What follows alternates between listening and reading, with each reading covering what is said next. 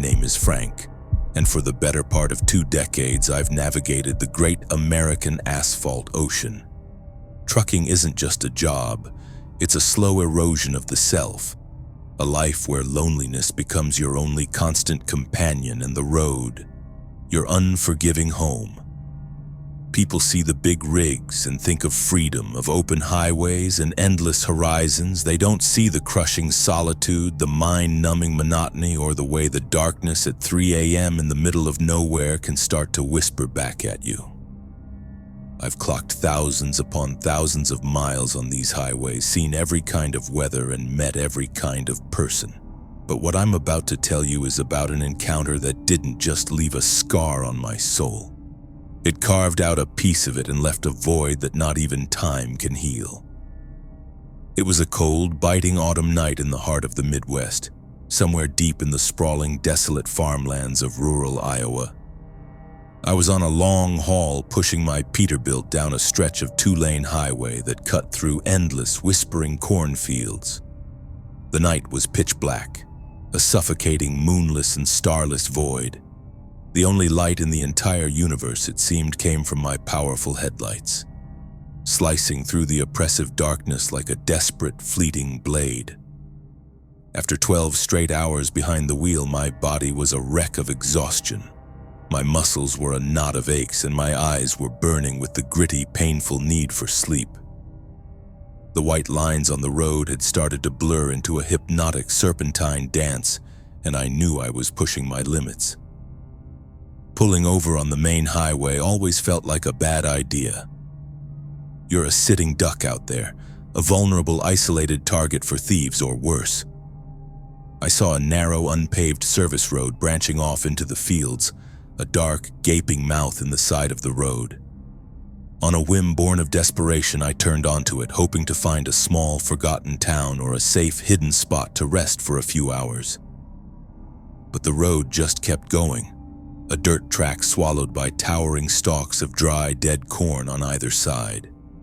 It led to nowhere. Each turn brought another identical turn, and every mile took me further away from civilization, deeper into the heart of this silent, agricultural labyrinth. The cornstalks stood like a silent, watching army, their dead leaves rustling in the wind with a sound like dry bones rattling. Finally, I gave up. The road was getting rougher, and I was more lost than before.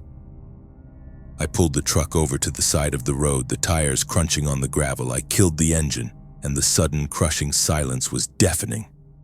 It was a physical weight, pressing in on the cab, on my eardrums.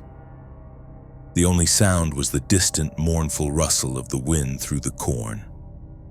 A sound that was beginning to sound less like nature and more like whispers. I stepped out of the cab, the cold air hitting my face like a slap, instantly waking me up. I lit a cigarette, the small flame of the lighter a defiant spark in the overwhelming darkness. I took a deep drag, trying to feel the familiar comfort of the routine, but the comfort wouldn't come.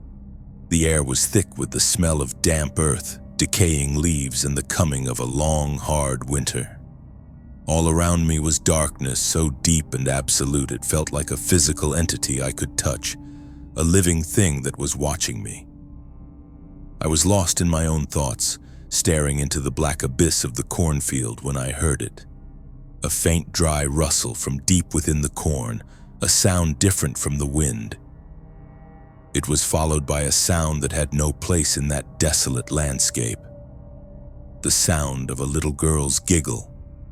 The sound was so innocent, so pure, so utterly out of place and so unexpected in that desolation that it was the most terrifying thing I could have imagined.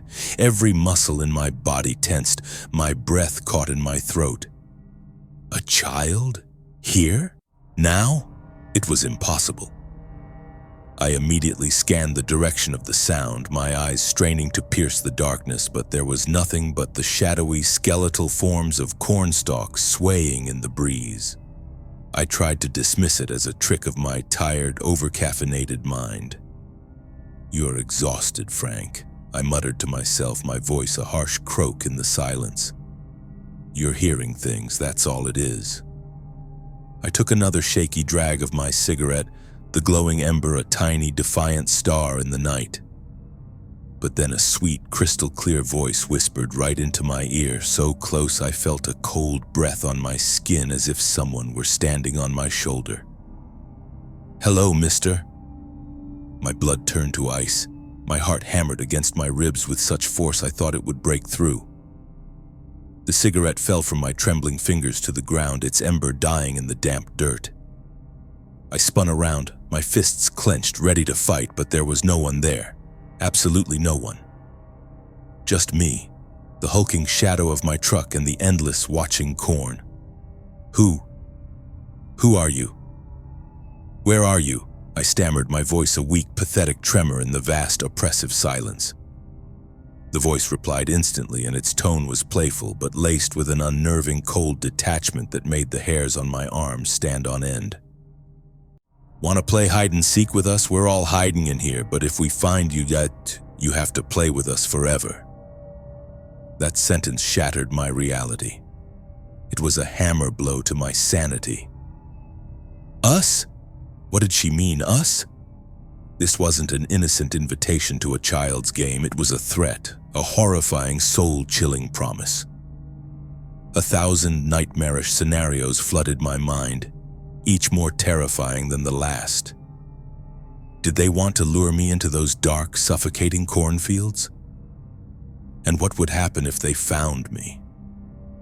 The phrase, "play with us forever," echoed in my mind, not as a child's fantasy, but as a sentence to an eternity of unimaginable horror. "I don't want to play any games," I screamed, the sound of my own voice raw with terror.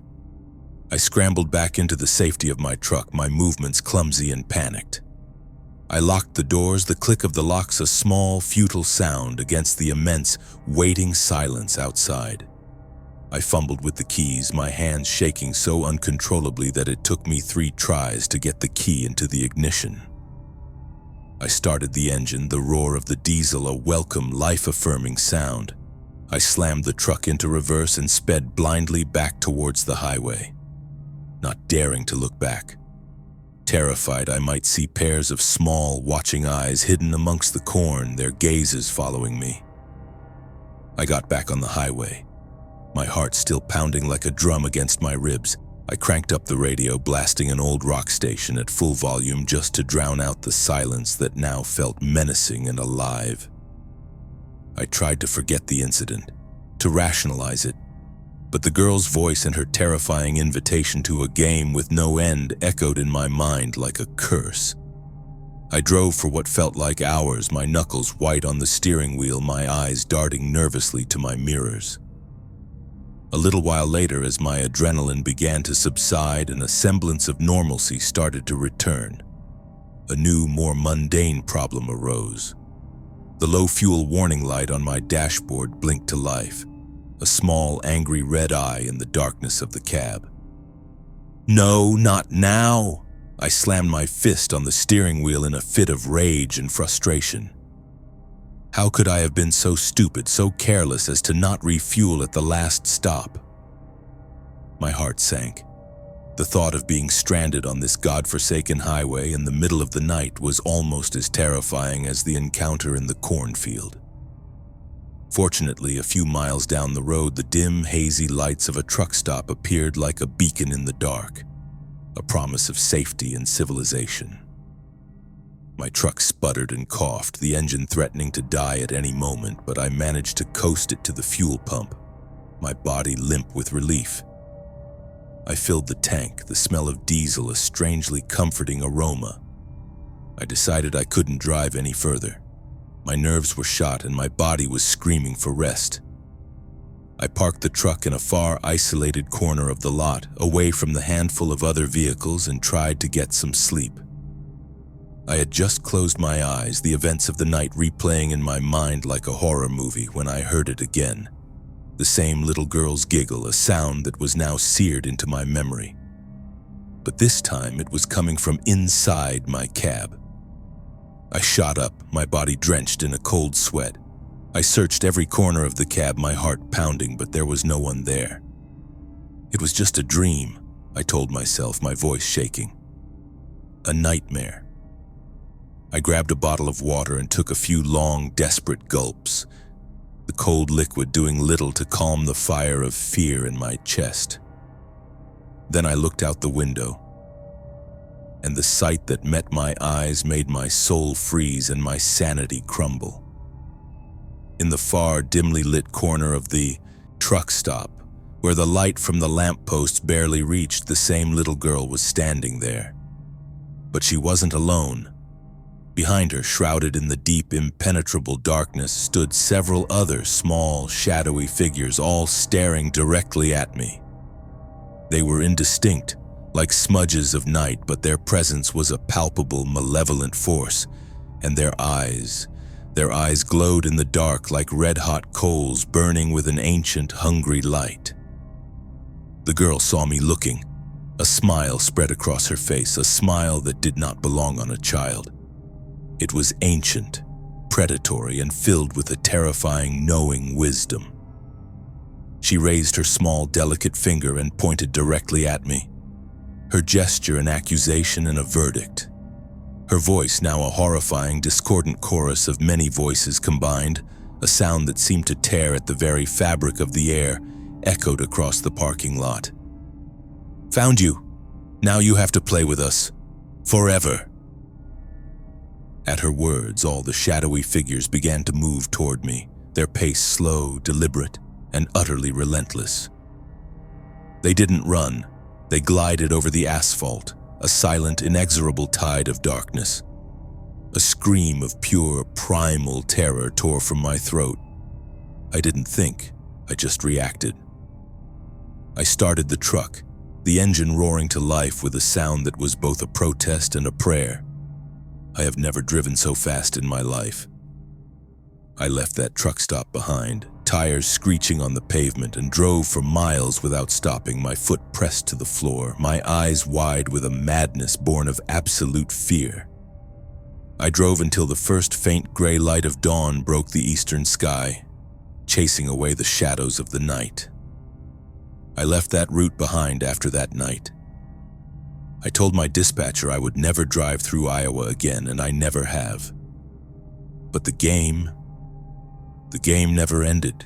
To this day, when I'm alone on a desolate road at night, I sometimes see them. Small, shadowy figures hiding in the fields at the edge of the woods, their red eyes glowing in the dark. I hear that chilling giggle on the wind, a sound that has become the soundtrack to my nightmares, inviting me to play a game with them. I know they're waiting for me. They're waiting for the day I'm too tired to run. The day my will finally breaks, the day I finally give up. Because their game isn't over, and they will haunt me forever to keep their promise. They found me once, and they know they will find me again. And this time I might not be able to drive away.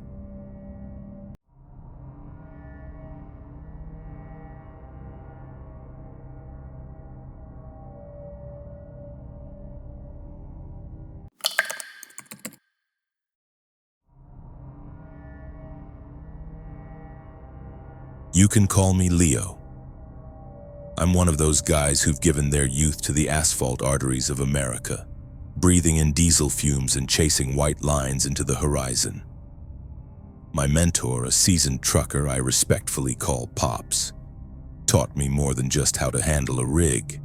He taught me the unwritten laws of the road. He used to say the road isn't just tar and gravel. It's a living entity with its own will, its own stories, and its own dark secrets. But the secret that unraveled for us on one particular night left wounds on our souls that will likely never heal. This happened just a few days ago. Our usual route is a straight shot from Denver to Houston, but this time, we got a special order to pick up a load from a remote depot near the Badlands of South Dakota. We'd heard the whispers from other drivers, the cautionary tales about that stretch of highway after dark. They said the silence out there speaks and the darkness watches.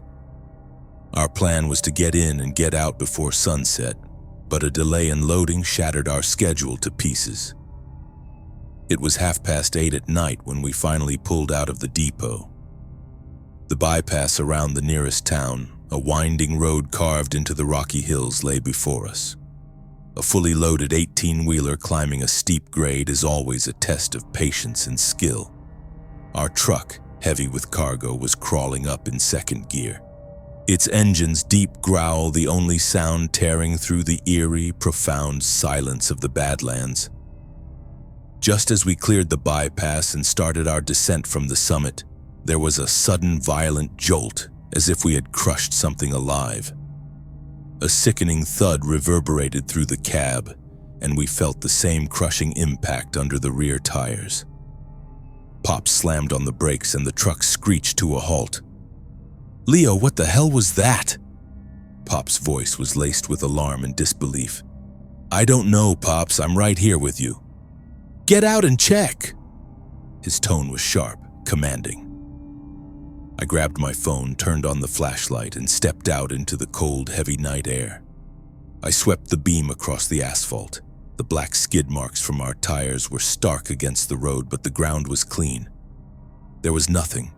No blood, no animal, nothing. It was impossible.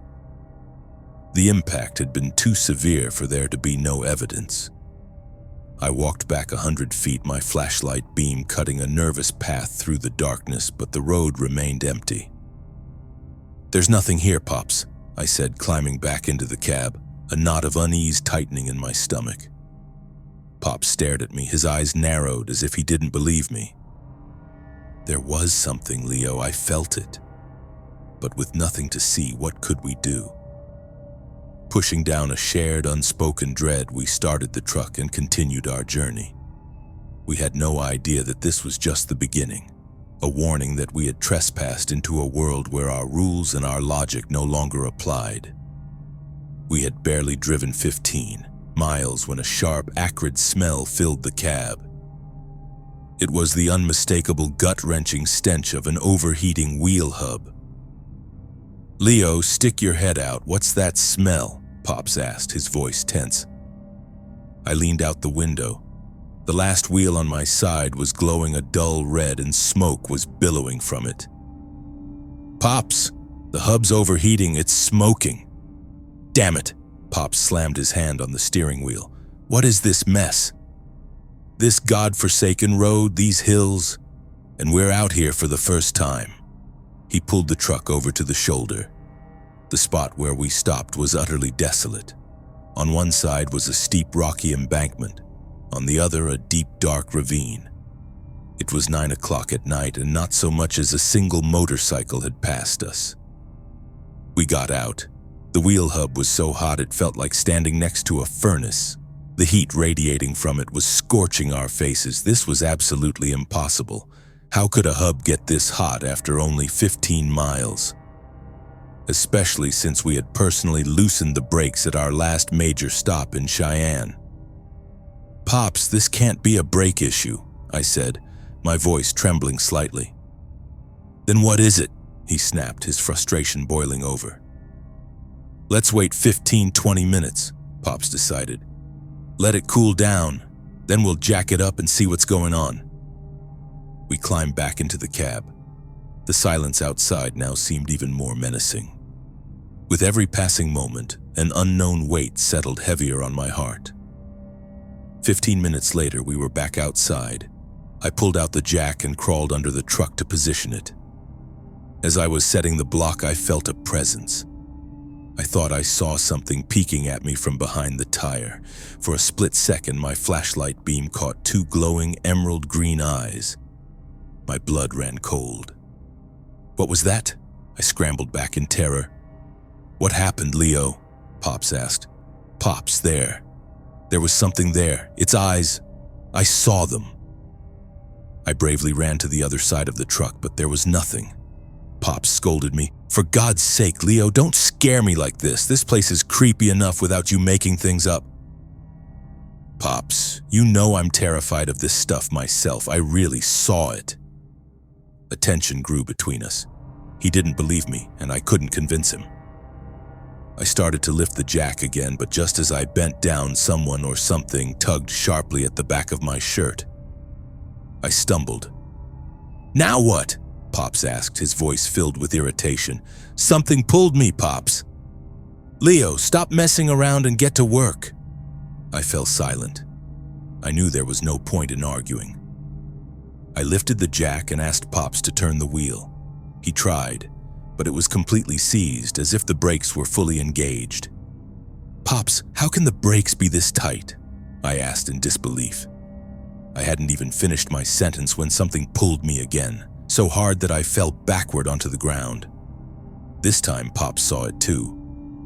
His eyes widened in horror.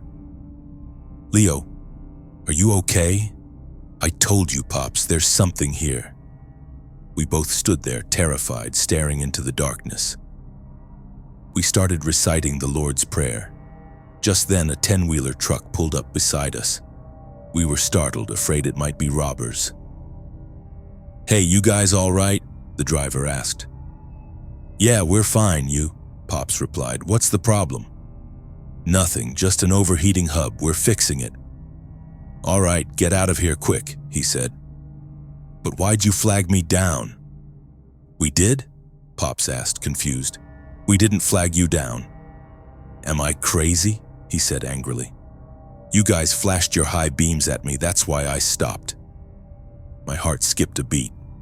Our truck was off and we were both outside. Who could have flashed the lights? "Someone flashed the high beams at me 10-15 times, so I thought you must be in some serious trouble. That's why I stopped." My breath hitched. I tried to compose myself and said, "Sorry, man, our truck's high beams have been acting up. Sometimes they flash on their own. Thanks for stopping, though. Look, this road is no good," he warned us. "Lots of robberies. Get out of here, and if you find a motel, stop and wait for morning." He drove off, leaving us in a new wave of terror. We quickly put the jack and tools back in the toolbox. It took us maybe 3 minutes. When we got back to the cab, the driver's side door was wide open. Our minds were reeling. What was happening? Who was playing this horrific game with us?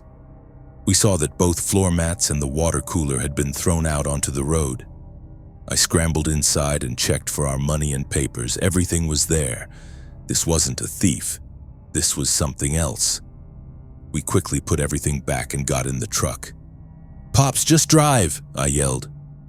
Pops floored it, or as much as he could with the heavy load on the hilly terrain. We were doing maybe 60-65 men per hour. I was looking out my window at the rocky embankment when my blood froze. Sitting on a rock was a figure in a white, hooded cloak. I stared at it, mesmerized by the sheer impossibility of it. "What is it?" Pops asked. "Pops, there's a woman sitting on that rock." "Are you crazy?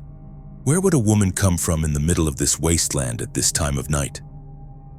As I watched, the figure morphed into the shape of an animal and started running up the embankment, keeping pace with our truck. Pops couldn't see it, but I could. Suddenly, it leaped down and went under our truck. Once again, we felt that sickening jolt. Our breath was caught in our throats. We didn't have the courage to stop. We just kept reciting every prayer we knew. And then, it began. A loud rhythmic banging started on the back of the container. Thump, thump, thump! It sounded like someone was hitting it with a sledgehammer. Pops looked in his side mirror, and a cry of terror escaped his lips. 3 or 4 shadowy figures were floating in the air, pounding on the container. I looked out my side and saw them too. The shadows slowly moved towards our cab. We quickly rolled up the windows and locked the doors. They started banging on the doors, the windshield, the bumper. Suddenly, something landed with a heavy thud on the roof of the cab. Pops was losing control of the truck. "Pops, don't brake! Whatever happens, just keep driving!" I screamed. Further ahead, on a steep, winding turn, our truck overheated and came to a stop. We were forced to a halt. As soon as the truck stopped, the banging on the container started again. "Leo, go put the wheel chocks," Pop said. "Are you insane? That thing is out there and you want me to go outside? If the truck rolls back, we're going into the ravine." As we were arguing, I looked outside. 4 shadows were descending the hill towards us. Their eyes were glowing green. We turned off all the lights in the truck. They came and began to inspect the truck as if looking to see who was inside. They stood right in front of our windshield, talking amongst themselves in a language that was not of this world. "Pops, I'm going out," I said, my voice resolute. "They'll kill you." "No, they won't," I said, a strange confidence filling me, though I was trembling inside. "They're just trying to scare us. If they wanted to kill us, they would have done it by now." I don't know where I got that courage. I recited a prayer, blew it on myself, and opened the door. I walked towards the back of the container. The banging was still going on. I called out, "Hello!" The banging stopped. A shadow emerged from behind the container. Then another and another. One of them suddenly grew in height, towering over the container. I thought I had made a fatal mistake. "Stop!" I yelled out of fear. "Listen to me!" To my astonishment, they stopped. "Look, we don't know what we did wrong," I said, my voice shaking. "Whatever loss we caused you, it was unintentional. We're on this road for the first time. For God's sake, let us go." The tallest shadow moved towards me. I was frozen to the spot. It came right up to me and began to sniff me. I was reciting prayers in my heart. "You know what loss you have caused," a voice echoed in my mind. A voice that was heard not with the ears, but with the soul. "You killed my brother." "How?" I barely managed to whisper. "When you were leaving the town, the thing that came under your truck, that was my brother. He was crossing the road in the form of a dog." "We didn't do it on purpose," I pleaded. "It was dark. We didn't see him." It stared at me for a long moment, and then I collapsed unconscious. When I came to, Pops was splashing water on my face. The creatures were gone. "Pops, they're gone." "Yes, now get up and get in the truck." We sat in the cab, both of us silent. 10 minutes later, we got out again to check the engine. The water was completely gone. We didn't know what to do. Suddenly, we felt as if someone had opened the container door. We ran towards the back in fear, but there was no one there. When we returned, the same 4 or 5 shadows were standing by the cab. But this time, they weren't scaring us. They filled the radiator with water, started the truck themselves, and then began revving the engine. They flashed the high beams, honked the horn. The sounds echoed through the desolate landscape, creating a strange, terrifying symphony. After a few minutes of this, they walked towards the hill and disappeared into the darkness. We rushed to the truck. The engine was running smoothly, the water was full. They hadn't harmed us, they had helped us. I stuck my head out the window and yelled into the darkness, "Thank you. We are so sorry for the loss we caused you." After that, we didn't waste a single moment. We drove until we reached a motel and spent the rest of the night there. We never took that route again. Those creatures, those voices, those glowing eyes still haunt my dreams. The road showed us its true face that night. A face that few people ever see, and those who do are never the same again.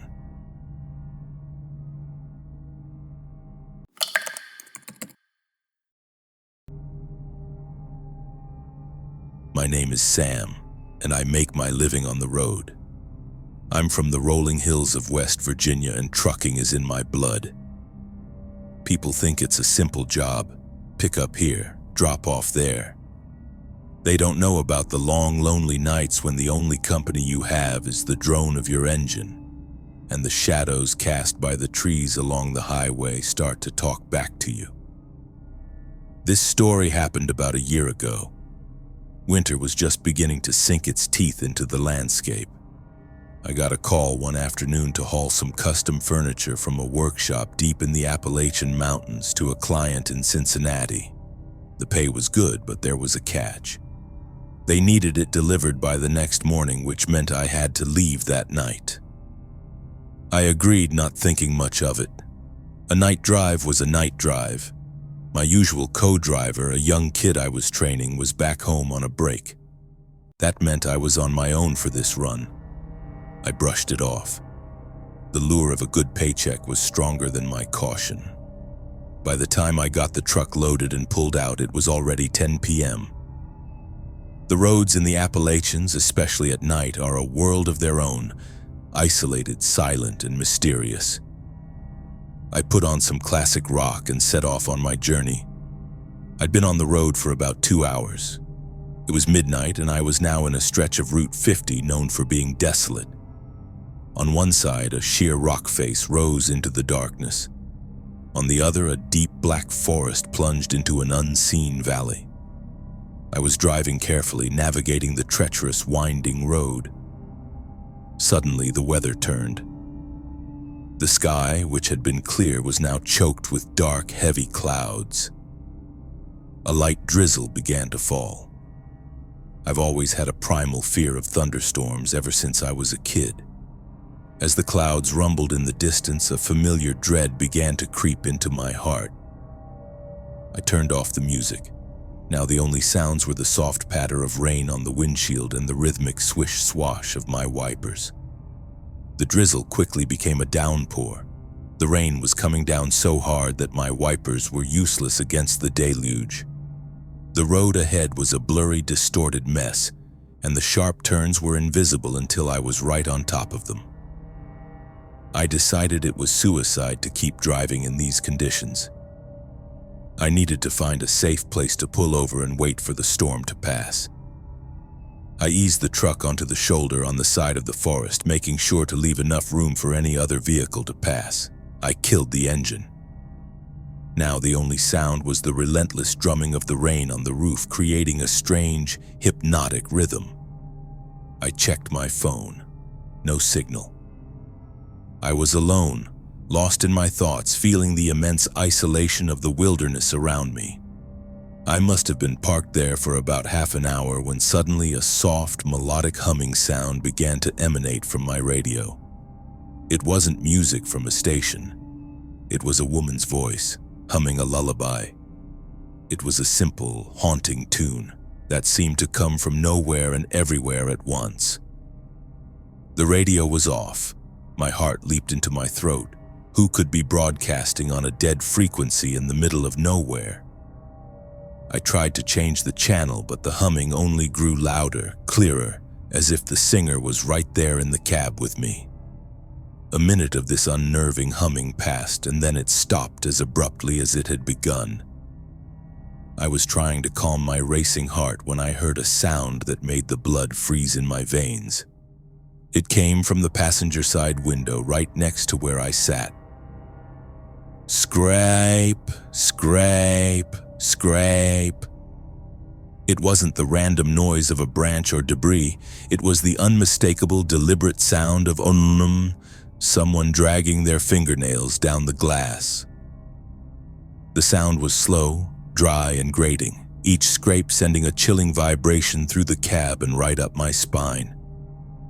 This wasn't a knock for attention. This was a territorial, predatory sound. It was the sound of something testing the barrier between us. Something that knew I was inside. Something that was enjoying the act of making me afraid. It was the sound of a predator idly sharpening its claws on the cage of its prey. I held my breath, every muscle in my body tensed. The sound stopped. The silence that followed was even worse, filled with the anticipation of what would come next. Then the scratching started again, but this time it was faster, more frantic. A desperate clawing sound, as if an animal was trying to dig its way in. I remembered my faith, muttered a quick prayer, and my hand shaking, I unlocked and opened the door. Standing there was a woman, cloaked in a simple dark shawl. In her arms, she held a small baby wrapped tightly in a blanket. She had her face covered in such a way that I couldn't even see her eyes. "Ma'am, who are you? What are you doing out here in this storm in the middle of the night?" I asked, my voice trembling slightly, my eyes instinctively glancing at her hands, which were hidden beneath the shawl. She kept her head bowed and replied in a soft, weak voice, "Sir, my baby is very sick. I'm trying to get to the next town. If you could give me a ride, I would be so grateful." Her voice was so full of desperation that I couldn't refuse. "Ma'am, the rain is too heavy. I can't drive right now. Please come inside and wait. When the storm lets up, I'll take you wherever you need to go." She silently climbed in and sat in the passenger seat. Not for a moment did it cross my mind to question how this woman had suddenly appeared in a place where there was no sign of civilization for miles. The moment she sat in the truck, a strange feeling washed over me.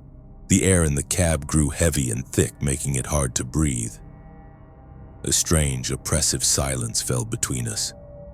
She sat perfectly still, head bowed, clutching the baby. She had wrapped the shawl around herself so tightly that not even her hands were visible. After 15 or 20 minutes of this unnerving silence, I couldn't take it anymore.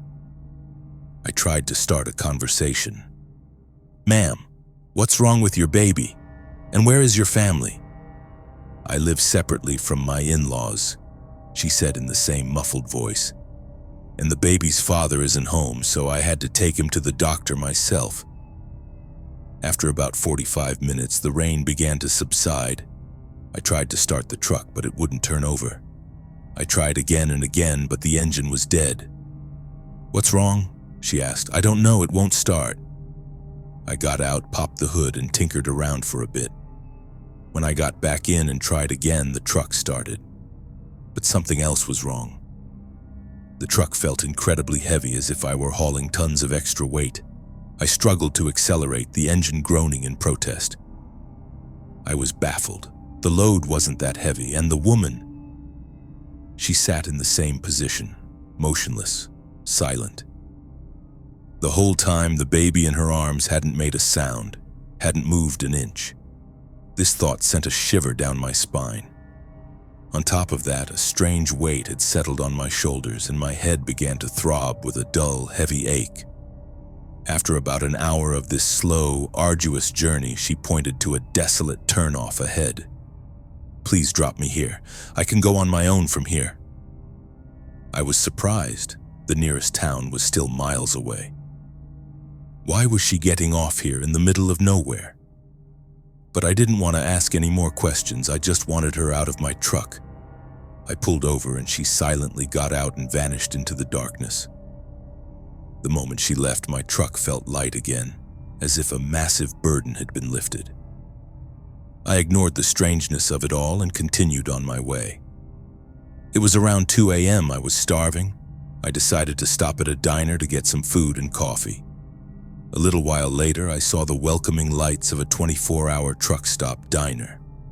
I pulled in, parked my truck, and went inside. I asked the waiter where the restroom was. "Around back," he said, pointing with his thumb.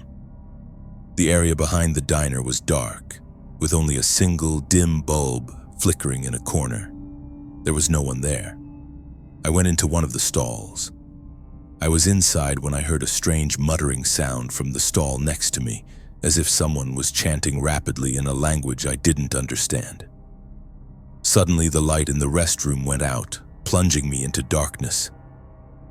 The chanting grew louder, more frantic.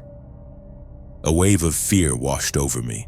I pressed my ear against the wall, trying to make sense of the words, but it was just a torrent of guttural, inhuman sounds. I fumbled my way out of the stall in the dark and pushed open the door to the next one. It was empty. This terrified me even more. I had heard that voice with my own ears. I quickly washed my hands in the dark and rushed back into the brightly lit diner, my heart pounding. I ordered some food and coffee, but my mind was lost in a fog of confusion and fear. First the woman, then the heavy truck, and now this voice. I started reciting prayers under my breath, trying to calm my frayed nerves. After eating and drinking my coffee, I set off on my journey again. I was driving when my eyes happened to glance at the rearview mirror, and the sight that met my eyes felt like a death sentence. The same woman was sitting in the small cabin behind my seat on the back bench. She was holding the same baby, but this time, This time her face was turned towards me and she was looking directly at me. I cannot describe the horror of that face. Her eyes were two black empty sockets and her lips were pulled back in a grin that was not human. I screamed in terror and slammed on the brakes. The truck screeched to a halt. I immediately spun around to look at the back seat, but there was no one there. The seat was empty. I didn't even have the strength to restart the truck. My heart was beating at 200 miles per hour. I sat there for a long time, frozen, my breath held tight in my chest. After a while, I gathered my courage and started the truck again. I had left the populated area behind and the forest had started again.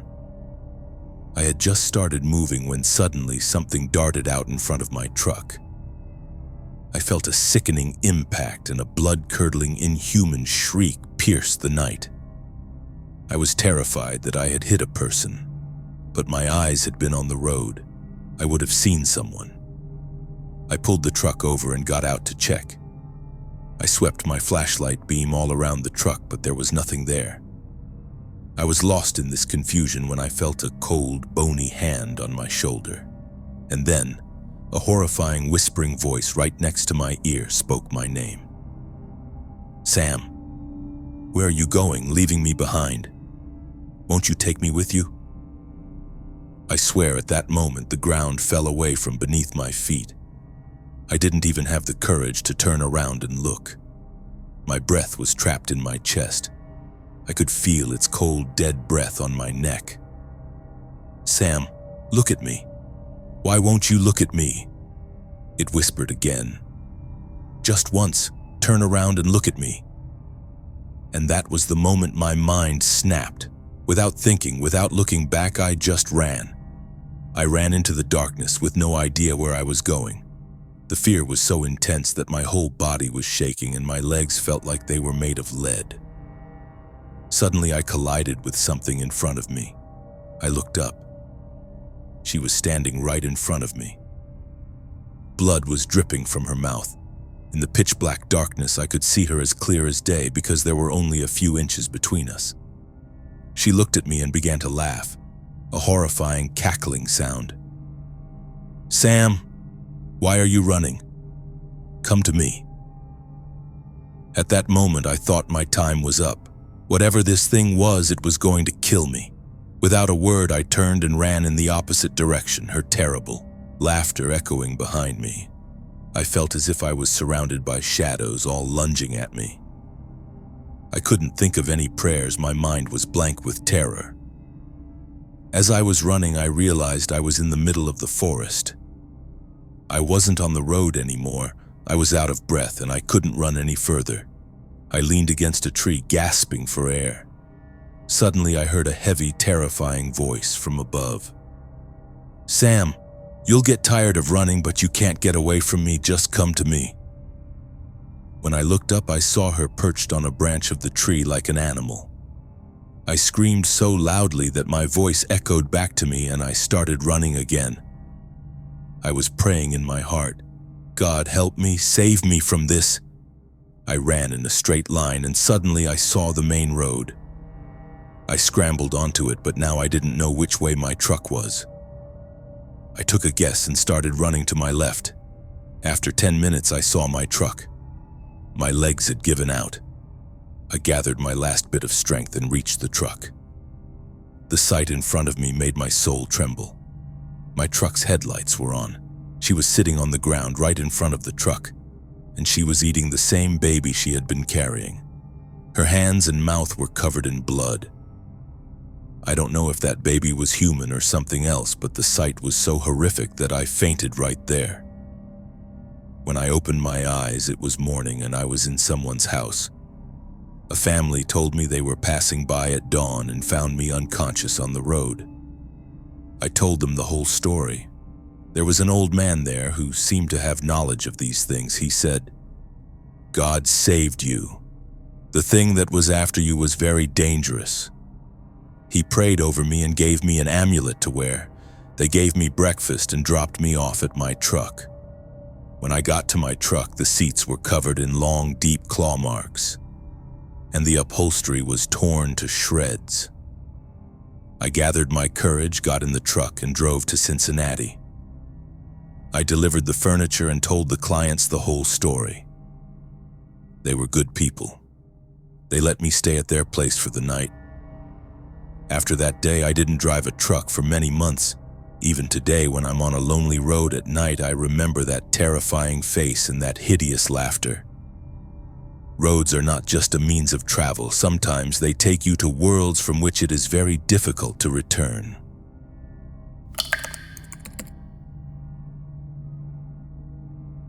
My name is Ray, and I've been a long-haul trucker for 15 years. In this line of work, you learn to read the road. You learn the difference between the hum of a healthy engine and the first whisper of a breakdown. You learn to tell a summer storm from a tornado watch just by the color of the sky.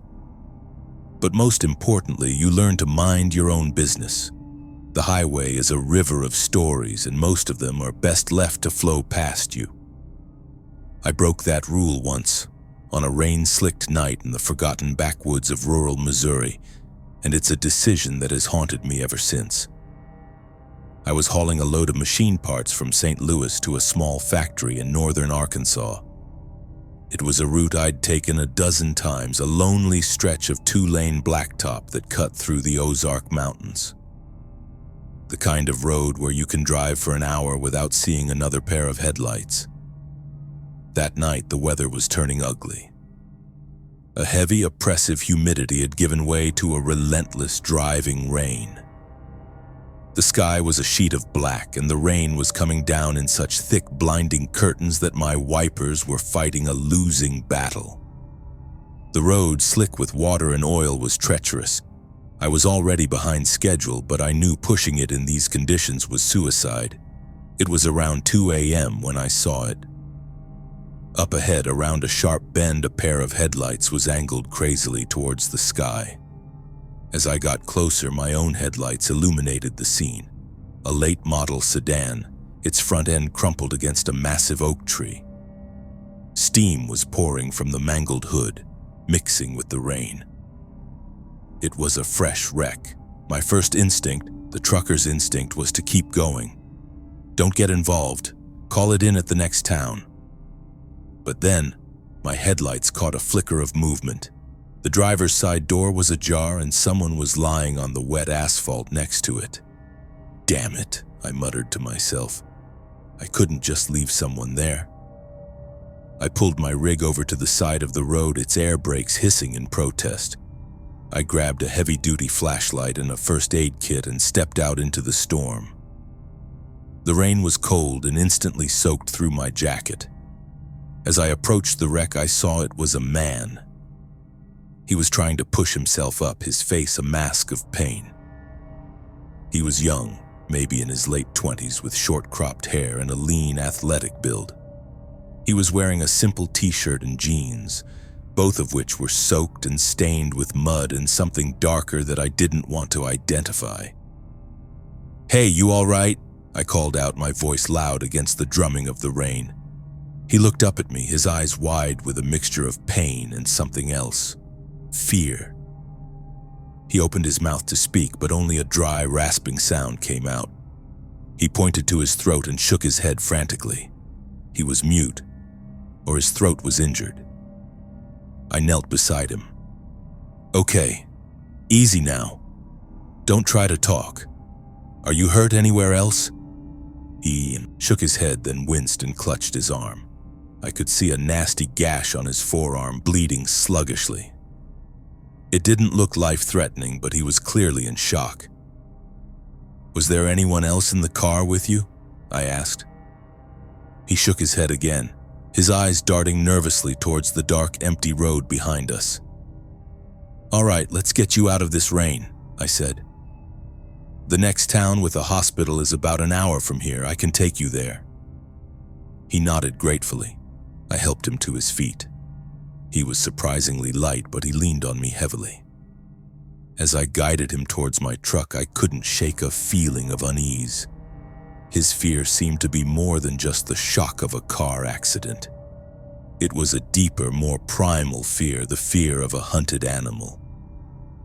I got him settled in the passenger seat of my cab. The warmth of the heater seemed to calm him a little. I took out the first aid kit and started cleaning the gash on his arm. He flinched, but he let me work. As I wrapped a bandage around his arm, I noticed something under the sleeve of his t-shirt. The edge of a tattoo. It was a complex, swirling design, dark and intricate. "Okay, that should hold for now," I said, securing the bandage.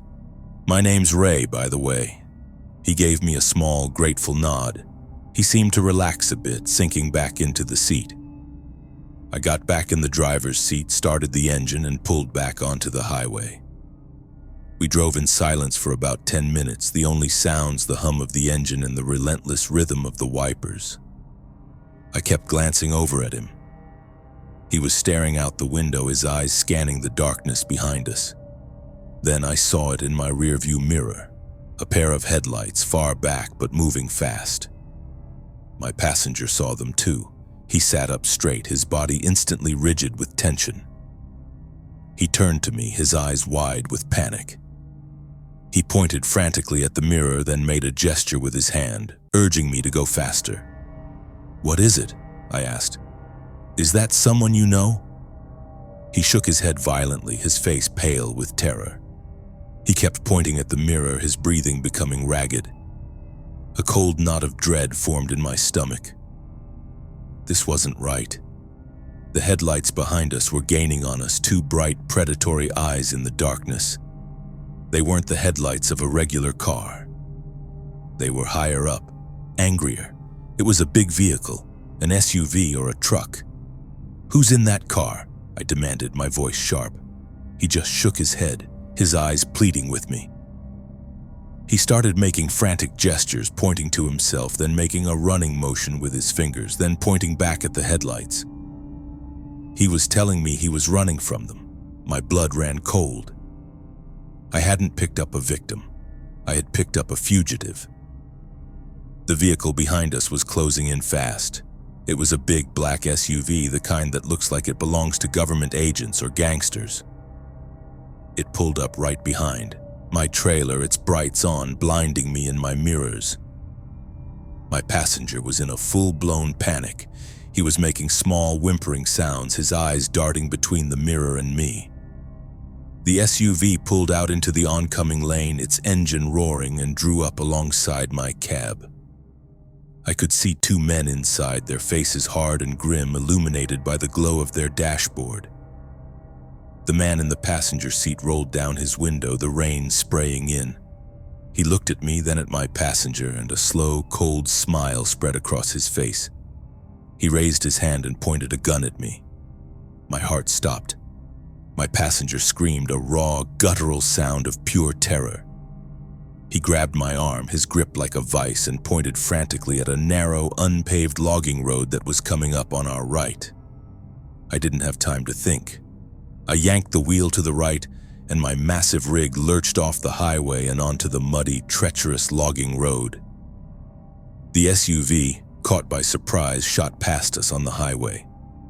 The truck bounced and swayed violently on the uneven road. Branches scraped against the side of the cab, their sound like claws trying to get in. I fought to keep the truck under control, my knuckles white on the steering wheel. "What the hell is going on?" I yelled at my passenger.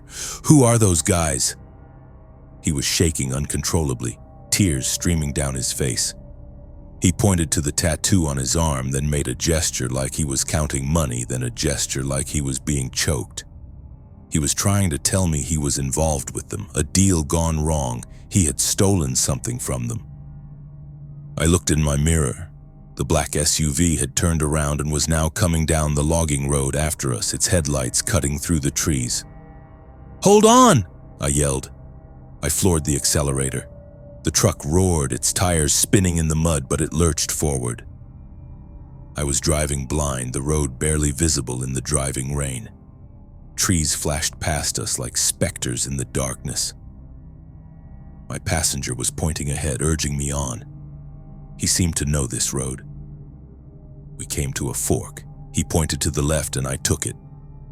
The road grew narrower, more overgrown. I could hear the SUV behind us, its engine a relentless growl. We drove like that for what felt like an eternity, a desperate high-speed chase through a nightmare landscape. The logging road twisted and turned, and several times I almost lost control of the truck. Finally, my passenger pointed ahead. I saw a clearing, and beyond it, the blessed sight of another paved road. It was a small county highway. I burst out of the woods and onto the asphalt, not even bothering to slow down. I looked in my mirror. The black SUV had stopped at the edge of the woods. It just sat there for a moment, its headlights like two malevolent eyes watching us. Then it slowly backed up and disappeared back into the forest. They had given up, for now. I drove for another 10 miles before I dared to slow down. My passenger had collapsed back into his seat, his body trembling. I pulled over to the side of the road and killed the engine. The silence that followed was a welcome relief. I turned to him. "You've got a lot of explaining to do," I said, my voice shaking with a mixture of anger and residual fear. He looked at me, his eyes filled with a strange mixture of gratitude and despair. He reached into his pocket and pulled out a small, worn notepad and a pen. He began to write, his hand shaking. He wrote that he had been a part of their organization, a courier. He had been tasked with transporting a package, but he had looked inside. It was something terrible, something he couldn't be a part of. So he had taken it and run. The car crash had been them, running him off the road. He had thought he was dead until I came along. He wrote that they would not stop looking for him, and now they had seen my face, my truck. They would be looking for me too. He finished writing and looked at me, his eyes asking a silent question. I didn't know what to do. I couldn't take him to the police. I had no proof, and I would be implicated in whatever he had done. I couldn't just leave him on the side of the road. They would find him. I made a decision. "Where were you going?" I asked. He wrote down the name of a small town in Arkansas about 200 miles away. He wrote that he had a contact there, someone who could help him disappear. I took a deep breath. "All right," I said. "I'll take you there. But after that, I never want to see you again, you understand?" He nodded, his eyes filled with relief. The rest of the journey was tense and silent. Every pair of headlights in my mirror made my heart jump. But we made it. I dropped him off on a quiet street in the town he had named. He gave me one last grateful look, then disappeared into the shadows. I never saw him again. I never found out what was in that package or who those men were. I reported my truck as having been involved in a hit and run to explain the damage from the branches. I never mentioned the chase or my silent passenger. But the experience changed me. I don't pick up hitchhikers anymore. I don't stop for accidents on lonely roads. I mind my own business. Sometimes late at night when I'm alone on the highway and the rain is coming down, I think of him. I wonder if he made it, if he disappeared. And I wonder if those men in the black SUV are still out there looking for him. And sometimes I wonder if they're looking for me too. The night I broke my own rule and offered a silent help, I became a part of a story that wasn't mine. And it's a story that I know, deep in my gut, is not over yet.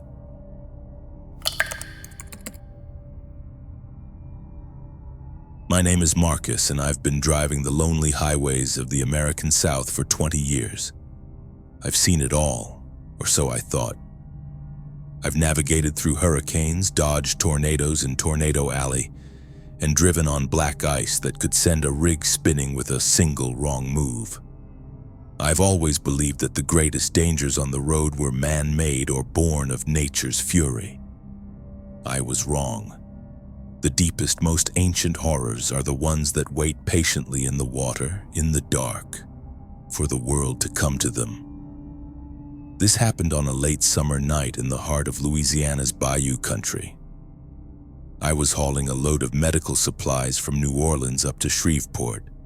a route that takes you through some of the most isolated and beautiful yet eerie landscapes in the country. The air that day had been thick and heavy, the kind of oppressive humidity that feels like a wet blanket on your skin. By nightfall, the sky had turned a bruised, angry purple and the heavens opened up. It wasn't just rain, it was a deluge, a tropical downpour that seemed intent on washing the world away. The road, a low-lying stretch of state highway flanked by cypress swamps, quickly became a shallow river. My wipers, even at their highest speed, were useless against the torrent. The water was rising fast, and I knew I was in trouble. I was about halfway through a particularly low section when the engine sputtered, coughed, and died. I tried to restart it, but the only response was a sickening gurgling sound. The water had gotten into the engine. I was stranded. I killed the lights to save the battery and sat there in the darkness, the only sound the relentless drumming of the rain on the roof of my cab. The water was already up to the bottom of my doors. I was an island of steel in a rising black sea. I checked my phone. No signal. Of course.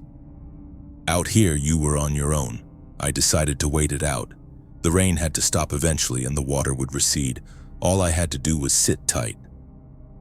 I leaned back in my seat, trying to relax, but a profound sense of unease began to creep over me. The darkness outside was absolute, a living, breathing entity. The cypress trees, their branches draped in Spanish moss, looked like skeletal, watching figures in the occasional flashes of lightning. I must have been sitting there for an hour, the water now halfway up my doors, when I first saw it. A flicker of movement in the water just at the edge of my peripheral vision. I sat up, peering into the darkness. It was probably just a log or some debris carried by the current. But then I saw it again. This time it was closer. It wasn't debris. It was something moving with a deliberate, fluid grace just beneath the surface of the black water. A flash of lightning illuminated the scene for a split second, and my heart stopped. It was long and thin, almost serpentine, but it had limbs. 2 long, spindly arms and 2 equally long legs. Its skin was a pale, almost translucent white, like the belly of a fish, and it seemed to shimmer in the lightning's glare. It moved through the water not by swimming, but by walking, its movements slow and impossibly graceful, as if the water offered no resistance. It was like watching a ballet dancer in a nightmare. I couldn't make out a face, but I could feel its attention on me. I could feel it watching my truck, my island of safety.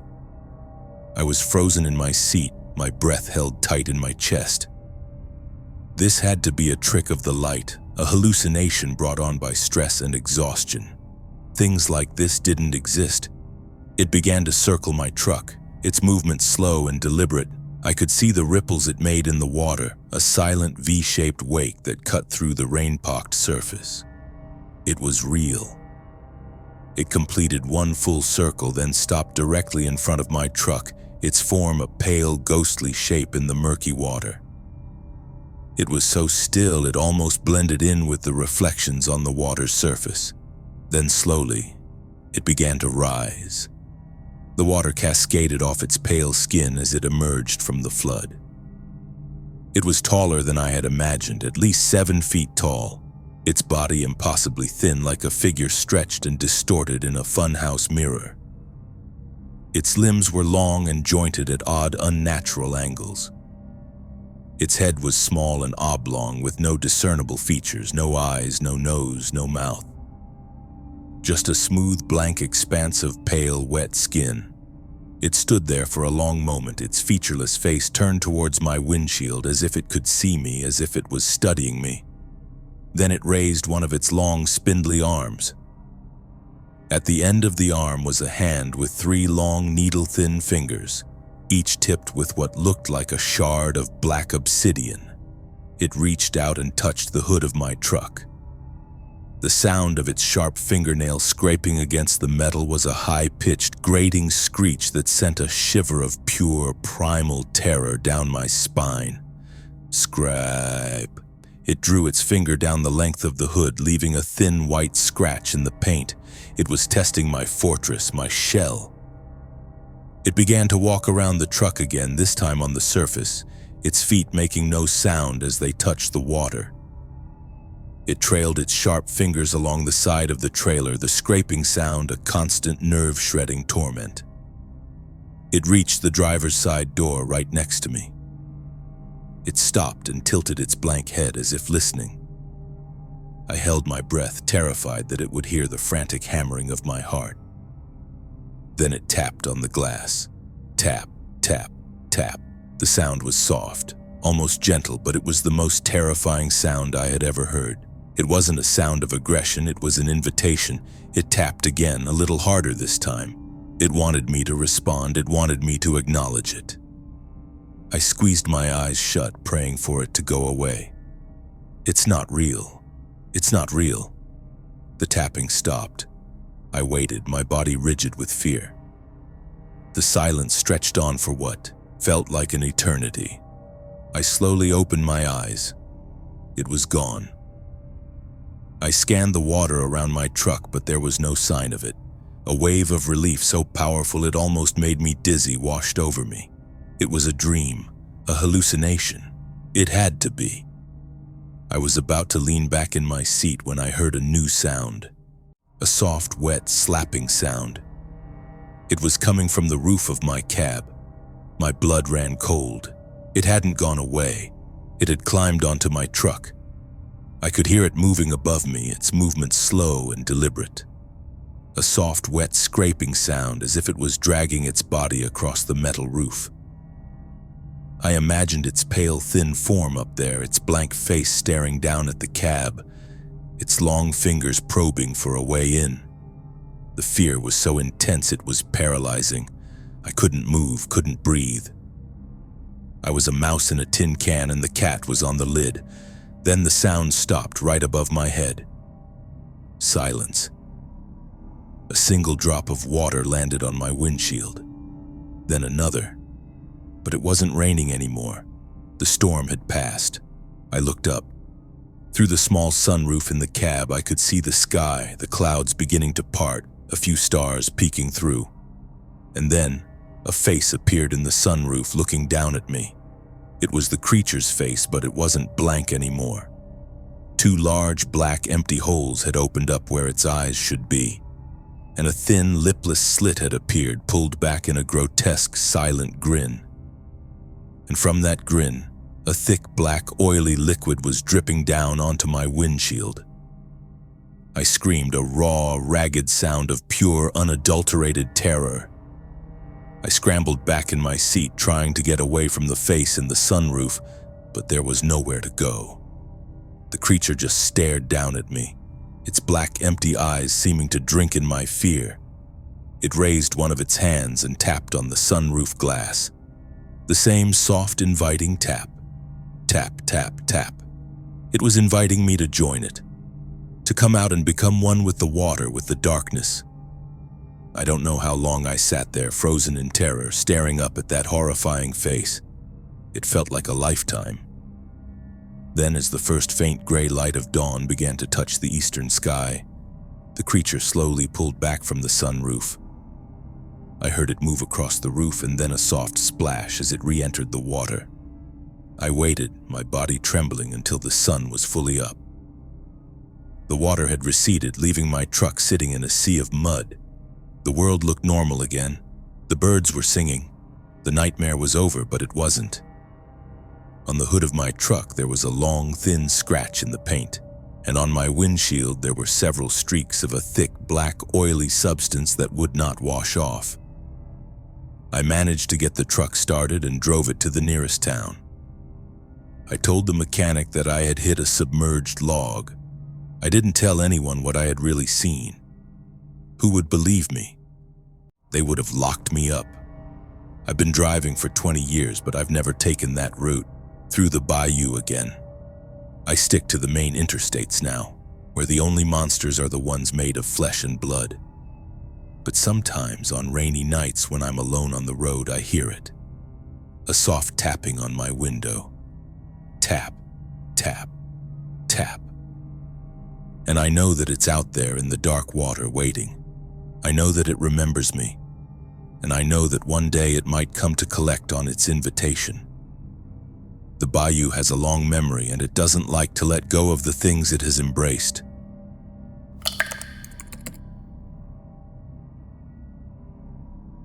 My name is Daniel, and I've been a trucker for about 10 years. It's a solitary life, but I've always preferred it that way. There's a certain peace to be found on the open road, a quiet rhythm in the endless miles of asphalt that stretch out before you. You learn to be comfortable with your own thoughts, to find solace in the hum of the engine and the vast empty landscapes. Your truck isn't just a vehicle, it's your home, your fortress, your entire world sealed off from everything else. At least that's what I used to believe. This story takes place on a miserable rain-soaked night last November. I was on a long haul carrying a load of electronics from Portland, Oregon, down to a distribution center in Salt Lake City. The route takes you through some of the most desolate parts of the American West. Vast, empty stretches of highway where you can drive for hours without seeing another soul. The rain had started just after sunset, a light drizzle that soon turned into a relentless driving downpour. It was the kind of rain that seems to want to wash the world clean. A cold, persistent drumming on the roof of my cab that created a hypnotic, almost suffocating rhythm. The world outside my windshield was a blurry, distorted mess of black and gray, the road visible only in the fleeting, sweeping arc of my wipers. I was about 6 hours into the drive, deep in the heart of rural Idaho. The fatigue was starting to set in, a heavy leaden weight behind my eyes. I had been on the road since noon and hadn't made a single stop. I hadn't needed to. My rig was my self-contained universe. A full tank of diesel, a thermos of black coffee, and a sleeper cab in the back with a bed and a small fridge. I hadn't opened my doors since I left the depot in Portland. It was around 1 a.m. when I first noticed them. I had my boots off, resting my feet while the cruise control kept me steady. I glanced down at the floor mats and my heart skipped a beat. There on the clean black rubber of the passenger side mat was a set of wet, muddy footprints.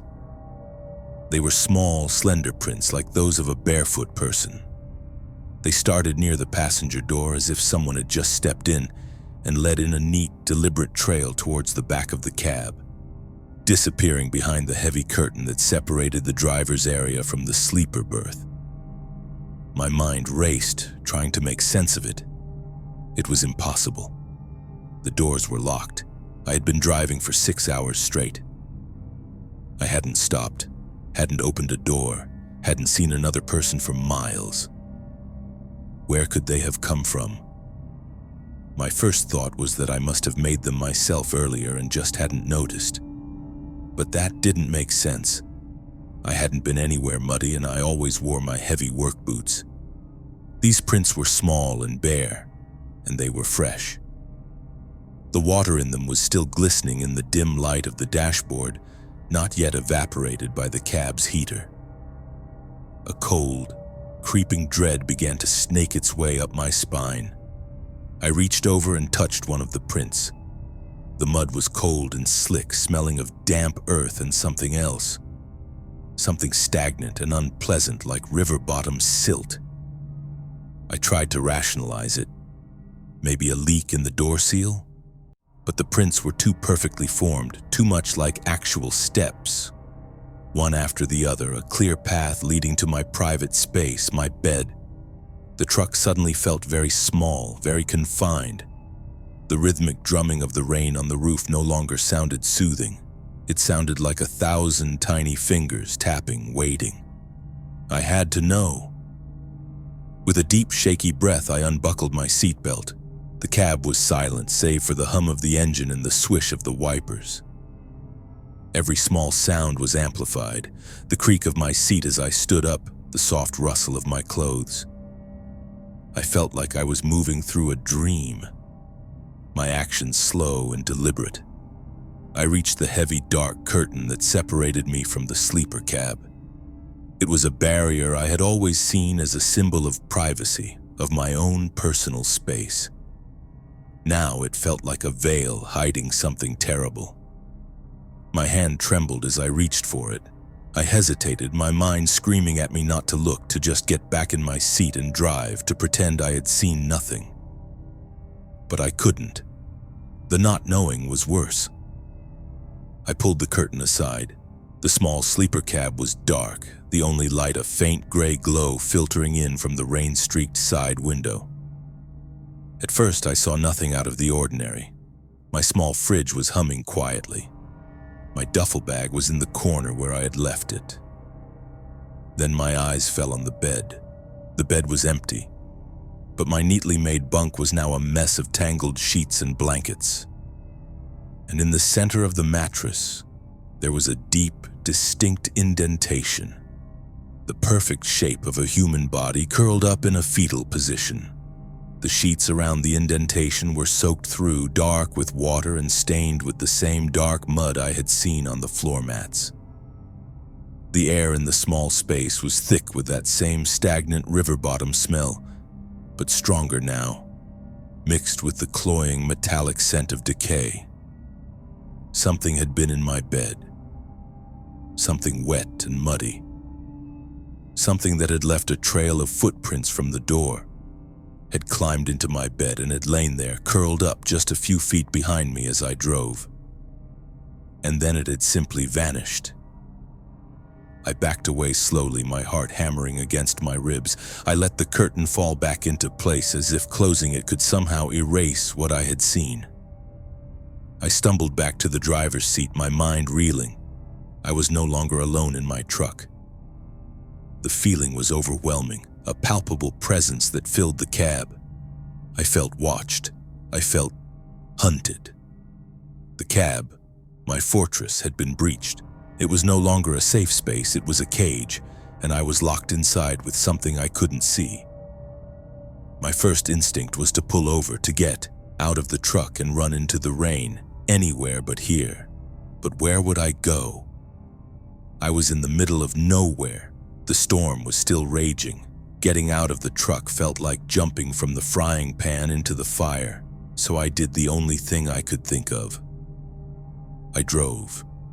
I pressed my foot on the accelerator, my eyes glued to the road, but my mind was in the back of the cab. I kept glancing at the rearview mirror, half expecting to see a face appear in the reflection from the sleeper berth. I turned the radio on, blasting it at full volume, trying to drown out the sound of my own frantic breathing and the imagined sounds of movement from behind the curtain. Every creak of the truck, every shift of the cargo sent a fresh jolt of terror through me. Was that the sound of the mattress shifting? Was that a soft, wet footstep on the floor? I drove for what felt like an eternity, my nerves stretched to the breaking point. The rain finally began to subside, and the first faint gray light of dawn began to touch the horizon. The sight of the rising sun was the most beautiful thing I had ever seen. It felt like a reprieve, a promise that the nightmare was over.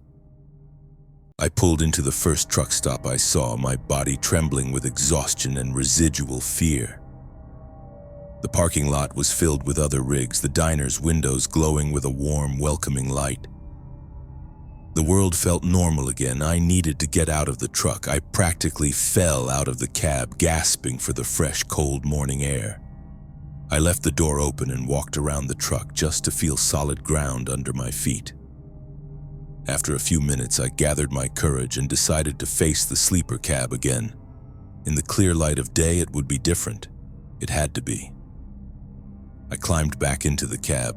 The wet, muddy footprints were still there on the floor mat, a stark, undeniable proof of what had happened. I took a deep breath and pulled back the curtain. The sleeper cab was exactly as I had left it. The bed was still a mess of tangled, damp sheets. The indentation was still there. The smell of decay still hung in the air. But there was something new. On the pillow, right where a head would have rested, lay a single long strand of black slimy hair and a small, smooth, dark river stone. I stared at it, my blood running cold. It was a token, a message, a promise. I was here. I will be back. I didn't go back to sleep. I didn't even sit in the driver's seat. I spent the rest of the day in the truck stop diner, drinking coffee after coffee, surrounded by the noise and chatter of other people trying to forget. But I couldn't. When it was time to leave, I cleaned the cab. I scrubbed the muddy footprints off the floor mat until the rubber was raw. I stripped the bed and threw the sheets, the blankets, everything into a dumpster behind the diner. I threw the river stone as far as I could into a nearby field. But I couldn't get rid of the feeling of being watched, the feeling of not being alone. I finished my delivery in Salt Lake City and took a few days off. I tried to convince myself it was a hallucination, a waking nightmare brought on by exhaustion and the hypnotic rhythm of the rain. But I knew it wasn't. The footprints, the wet bed, the river stone, they were real. I still drive that route sometimes. I have to, it's my job. But I'm different now. I'm no longer comfortable in the solitude. I check my locks a dozen times. I never drive more than a few hours without stopping and checking the cab. I can't sleep in the sleeper berth anymore. I get a cheap motel room, even if it costs me time and money. Because I know that something came into my truck that night. Something that came with the rain. I don't know what it was or what it wanted, but I know that it found me once, in my fortress, in my own private world.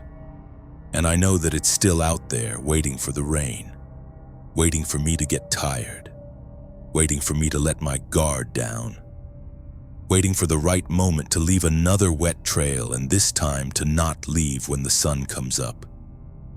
It's waiting for me to fall asleep.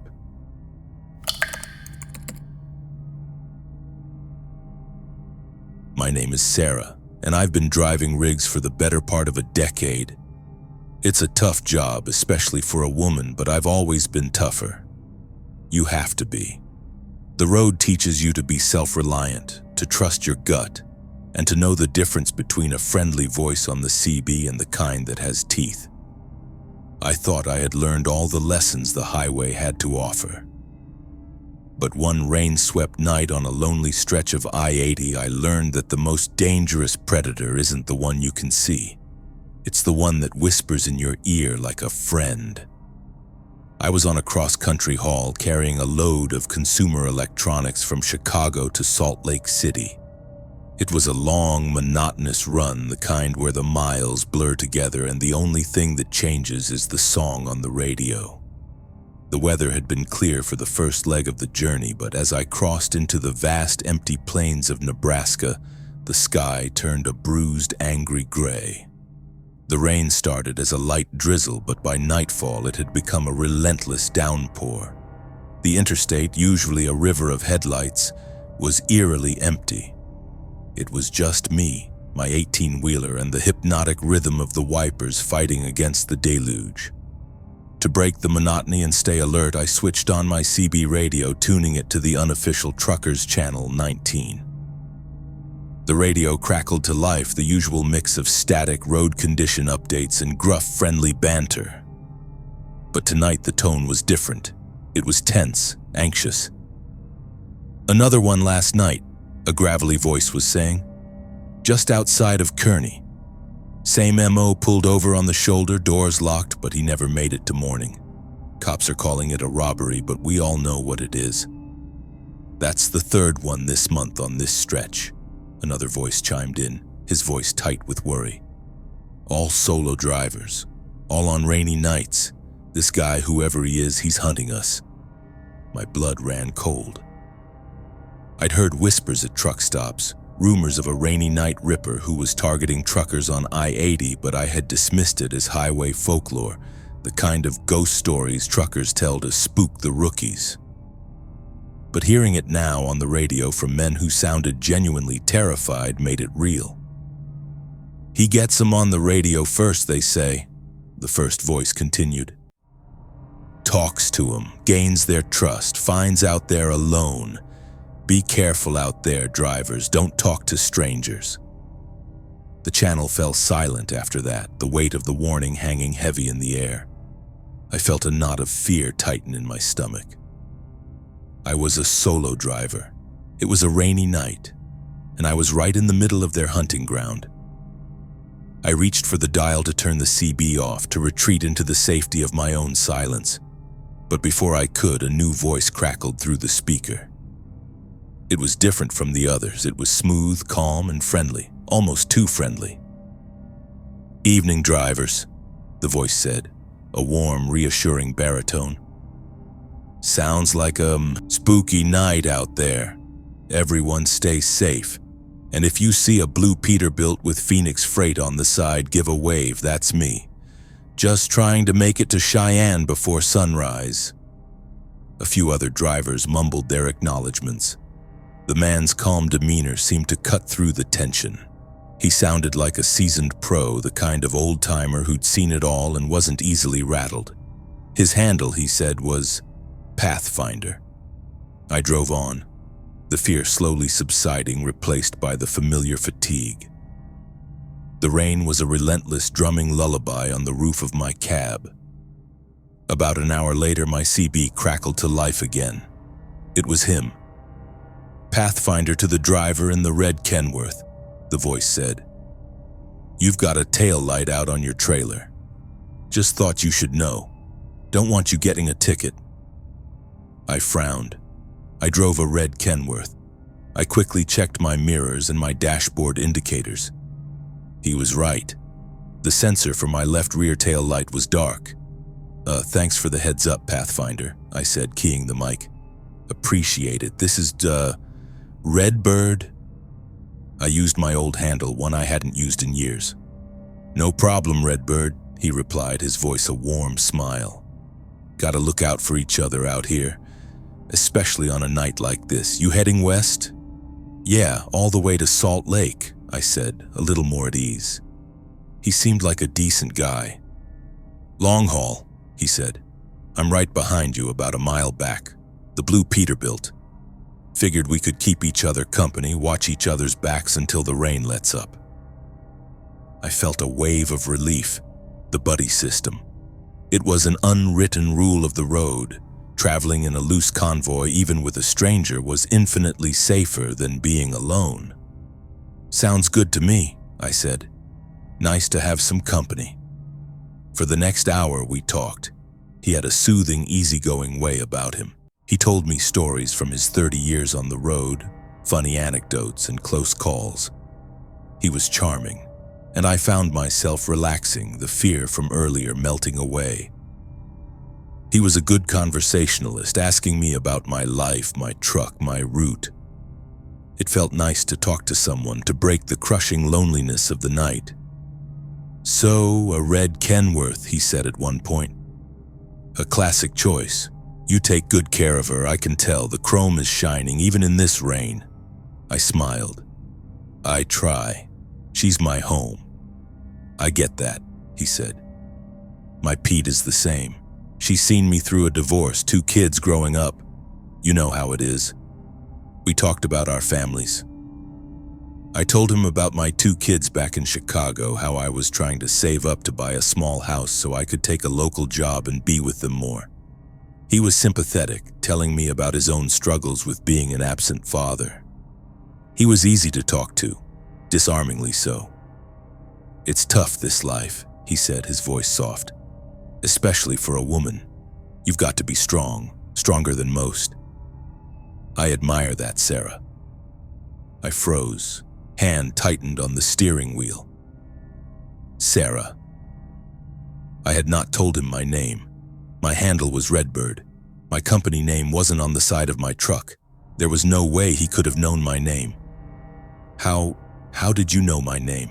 I asked, my voice barely a whisper, the friendly ease in my tone gone, replaced by a cold, sharp edge of fear. There was a pause on the other end of the line. The friendly, charming voice was gone. When he spoke again, It was still smooth, but now it was laced with a chilling, predatory amusement. "I know a lot of things, Sarah," he said. "I'm a good listener, and I'm a very good observer." My heart started to hammer against my ribs. The CB radio, my lifeline, my connection to the world, suddenly felt like a trap. "I know you're hauling for quantum logistics," he continued, his voice a low, menacing purr. "I know you picked up your load in Chicago at 2 p.m. yesterday. And I know you're heading to the Intermountain Distribution Center in Salt Lake City. Bill of lading number 8847B. Every word was a punch to the gut. That information was on my paperwork, locked in my glove compartment. There was no way he could know that, unless he had been watching me for a long time. "Who is this?" I demanded, my voice shaking. "I told you," he said. "I'm Pathfinder. I'm the one who's going to guide you on your path tonight." I looked in my mirrors, frantically searching for the blue Peterbilt. I saw a pair of headlights about a mile back, just as he had said. But they seemed different now, no longer friendly but menacing. "You're the one, aren't you?" I whispered, the horrifying realization dawning on me. "You're the one they were talking about on the radio, the highway hunter." He chuckled, a low, ugly sound that made my skin crawl. "Hunter? No, that's so crude. I'm more of a collector. I collect stories, and I have a feeling your story is going to be a very interesting one." I was trapped. I was in the middle of nowhere in a storm, and a serial killer was on my radio a mile behind me, and he knew everything about me. My mind raced. I could try to outrun him, but he was in a Peterbilt, a powerful rig, and he knew my route. I could call the police, but what would I tell them? A man on the CB is scaring me? They'd think I was crazy. "What do you want?" I asked, my voice trembling. "I want to talk, Sarah," he said. "I want to know all about you. I want to know about your kids, Liam and Chloe. Liam is 10, loves baseball. Chloe is 7, she wants to be a dancer. You see, I've done my homework. I've been watching you for a while, at the truck stops, at the diners. You're a creature of habit, Sarah. It makes you predictable. It makes you easy to follow." The terror was so intense it was paralyzing. He knew my children's names. This wasn't just a random attack. He had chosen me. He had studied me. "You stay away from my kids," I snarled, a wave of protective fury cutting through the fear. "Oh, I will," he said, "as long as you're cooperative, as long as you keep telling me your story. Let's talk about your route, Sarah. After you pass Cheyenne, you'll be heading into the mountains. It gets very lonely up there, especially on a rainy night. No cell service, no one around for miles, the perfect place for a quiet, private conversation." He was telling me where he was going to kill me. I had to do something. I couldn't just keep driving, waiting for him to catch up to me in the mountains. I saw a sign for an exit, a small county road. It was a risk, but it was my only chance. "I think we're done talking," I said, my voice cold and steady. I yanked the wheel and my Kenworth veered off the interstate and onto the exit ramp. I sped down the ramp and onto the dark, 2-lane road, my heart pounding. I had to lose him. I drove for a few minutes, my eyes glued to my mirrors. No headlights. I had done it. I had gotten away. My CB crackled to life. "That wasn't very nice, Sarah," his voice said, and my blood turned to ice. "Did you really think it would be that easy?" I looked in my mirror again. The headlights were there on the county road right behind me. They had been there all along, their lights off. "I'm not behind you anymore, Sarah," he said. And then, the headlights of the blue Peterbilt appeared beside me in the oncoming lane. He was pacing me, his massive rig just a few feet from mine. I could see him in his cab, a silhouette in the dim light. He raised a hand and gave me a slow, mocking wave. "Now, where were we?" His voice purred from my radio. "Ah, yes, the mountains. I know a perfect spot. A quiet little turnout with a beautiful view." It's where we're going to finish your story, Sarah, and I promise you the ending will be unforgettable. He was toying with me, a cat with a mouse. He could have run me off the road at any moment. But he was enjoying this. He was savoring my fear. I was out of options. I was on a narrow road with a killer beside me and nowhere to go. But I was a trucker, and I was a mother, and I was not going to die on this road tonight. I looked at him, at the silhouette in the other truck, and then I did the only thing I could think of. I swerved. I jerked my steering wheel hard to the left, straight towards his rig. For a split second, I saw his silhouette react in surprise. He hadn't expected me to fight back. He had expected me to be a victim. He swerved to avoid me, his own massive truck lurching onto the soft, muddy shoulder. It was a fatal mistake. The shoulder couldn't hold the weight of his rig. I watched in my mirror, my heart in my throat, as his truck tilted slowly at first and then with a sickening lurch. It slid down the embankment, turning over onto its side with a deafening crash of metal and glass. I didn't stop. I didn't look back. I floored it, my eyes on the road ahead, my hands shaking uncontrollably. I drove until I found a well-lit, busy truck stop. I pulled in, my body trembling, and called the police. I told them everything. They found the wreck. They found him inside, his body broken. They confirmed he was the highway hunter, wanted in connection with the disappearances of at least 5 other drivers. I was a hero, they said. I had stopped a monster. But I don't feel like a hero, I feel like a survivor. And I am haunted. I am haunted by the memory of his voice, that smooth, friendly voice that had lured me into his trap.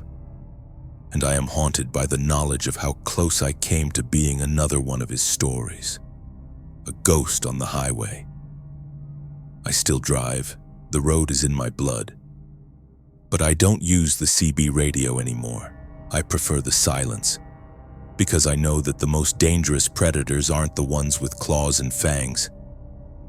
They're the ones with a friendly voice, the ones who whisper in your ear like a friend just before they devour you.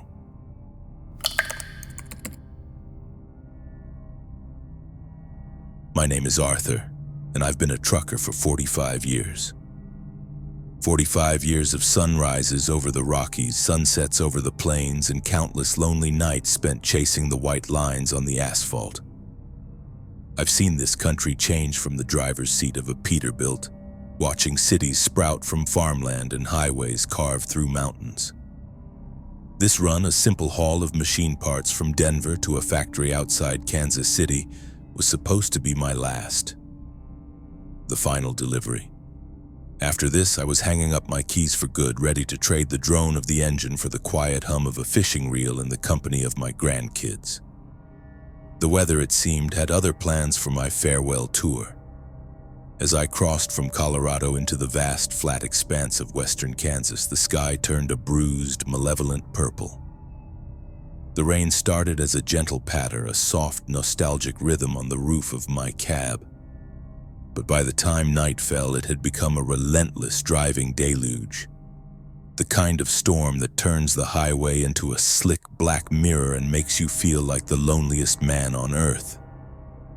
I was on a desolate stretch of I-70, the world outside my windshield, a blurry, distorted mess of darkness and rain. The rhythmic thump-thump of the wipers was the only thing keeping me anchored to reality. It was around 10 p.m. when I saw them. Up ahead on the shoulder, the hazard lights of a small sedan blinked weakly through the downpour. As I got closer, my headlights illuminated 2 figures standing beside the car, huddled together under the meager shelter of a broken umbrella. They looked young, soaked to the bone, and utterly desperate.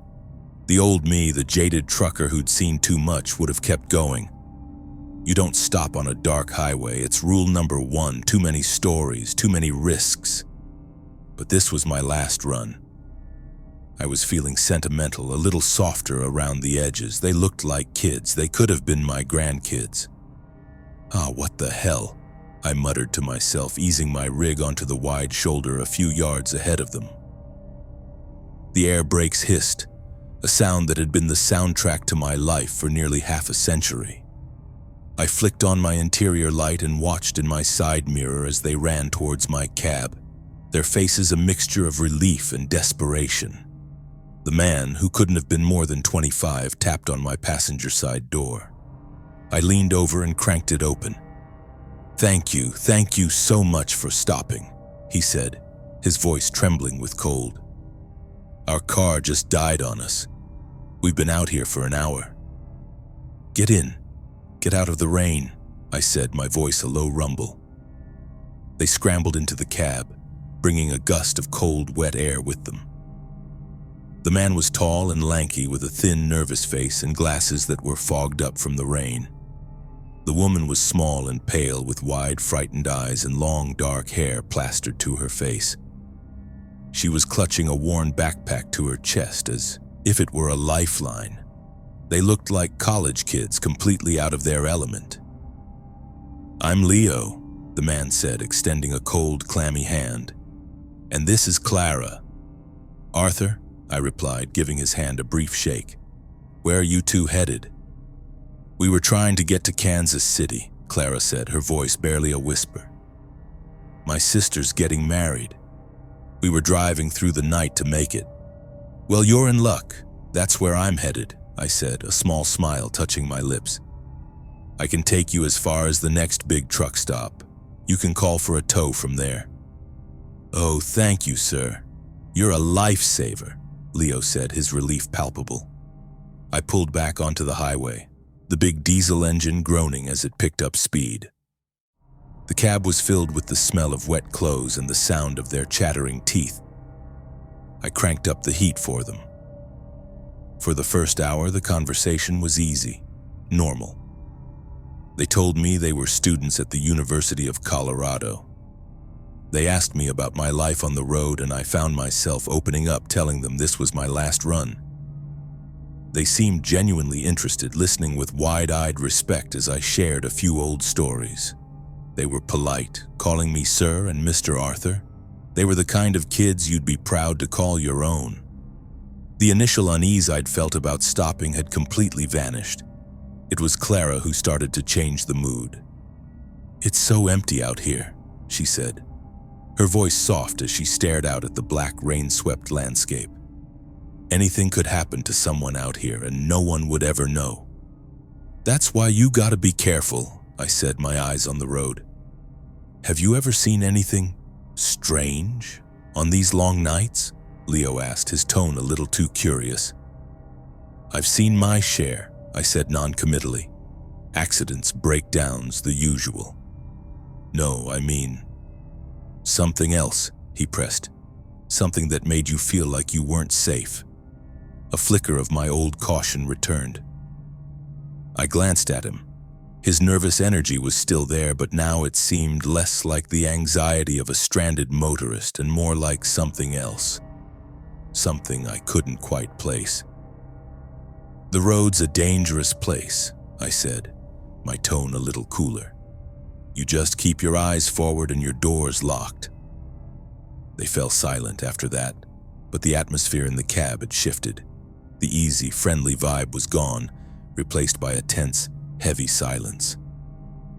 I noticed Clara was clutching her backpack even tighter, her knuckles white. Leo was no longer looking out the window. He was watching me, his gaze intense and calculating. We drove on for another 30 minutes, the only sound the relentless drumming of the rain and the swish of the wipers. The tension was so thick I could have cut it with a knife. My gut, the gut that had kept me safe for 45 years, was screaming at me. Something was wrong. "You know, Arthur," Leo said suddenly, his voice no longer nervous but smooth and cold, "we're not actually going to a wedding." I didn't respond. I just kept my eyes on the road, my hands gripping the steering wheel. "And our car didn't break down," he continued, a hint of amusement in his voice. "We ran it into that tree on purpose." My blood ran cold. I glanced in the side mirror, my mind racing. I needed to pull over at the next exit, find a well-lit gas station, get them out of my truck. "Take the next exit," Leo said as if reading my mind. Exit 207, it's a quiet one. There's nothing at that exit, I said, my voice steady, betraying none of the fear that was coiling in my stomach. Just a county road. The next truck stop is another 20 miles. I know, he said. That's why we're taking it. And then I felt something cold and hard press against the side of my head. I turned my head slowly. Clara was no longer the small, frightened girl. Her face was a mask of cold, hard determination. She had pulled a small black pistol from her backpack, and she was holding it with a steady hand, the barrel pressed firmly against my temple. Just do as he says, old man, she said, her voice devoid of any warmth or emotion. My life, my 45 years of caution and experience had come down to this. A stupid, sentimental decision on my very last run. I took the exit. The ramp led down to a deserted 2-lane road that disappeared into the darkness. There were no lights, no buildings, just endless flat farmland shrouded in rain. Keep driving, Leo commanded. About 5 miles down this road, there's a dirt track on the left. Take it. I did as I was told. My mind was a whirlwind of fear and regret. This wasn't a simple robbery. They could have taken my wallet on the highway. This was something else, something planned. I turned onto the dirt track. It was muddy and slick, and the truck slid as I made the turn. The track led to an old, dilapidated farmhouse, its windows dark and empty like vacant eyes. A single bare light bulb on the porch cast a weak, sickly yellow glow. Stop here, Leo said, and turn off the engine. I killed the engine. The sudden silence was deafening, broken only by the sound of the rain. What do you want? I asked, my voice a hoarse whisper. My wallet's in my back pocket. There's a few $100s in it. Just take it and go. Leo laughed, a short, ugly sound. We don't want your money, Arthur. We want your truck. My truck? I was confused. It's an old rig. It's not worth much. Oh, the truck itself is worthless to us, he said, but its size, its weight, that's very valuable. It's the perfect tool for the job. What job? You ask too many questions, Clara said, pressing the gun harder against my head. Leo got out of the truck and disappeared into the farmhouse. He returned a few minutes later carrying a heavy-duty chain and a padlock. He walked to the back of my trailer. I heard the clank of the chain, the snap of the padlock. He had chained my trailer doors shut. He got back in the cab, his face grim. All right, Arthur, back to the highway. And this time you're going to drive exactly as I tell you. No mistakes, no sudden moves. Because if you try anything at all, Clara will put a bullet in your head. Do you understand? I nodded, my throat too dry to speak. We got back on the interstate, but now I was a prisoner in my own cab.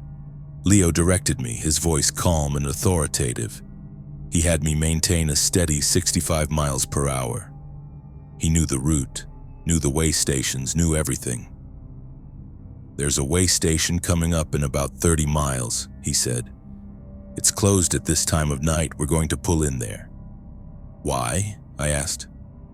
Because that's where the delivery is, he said. My mind was racing. A delivery? At a closed way station? It didn't make any sense. We pulled into the dark, deserted way station. The only light came from a single security lamp high on a pole, casting long, eerie shadows. Park over there by the inspection bay, Leo ordered. I parked the truck. Another vehicle, a dark van, was already parked in the shadows. 2 men got out of the van and approached my truck. Is this it? One of them asked Leo, who had rolled down his window. This is it, Leo said. He was very cooperative. Good, the man said. He looked at me, his eyes cold and dead. Now for the final delivery.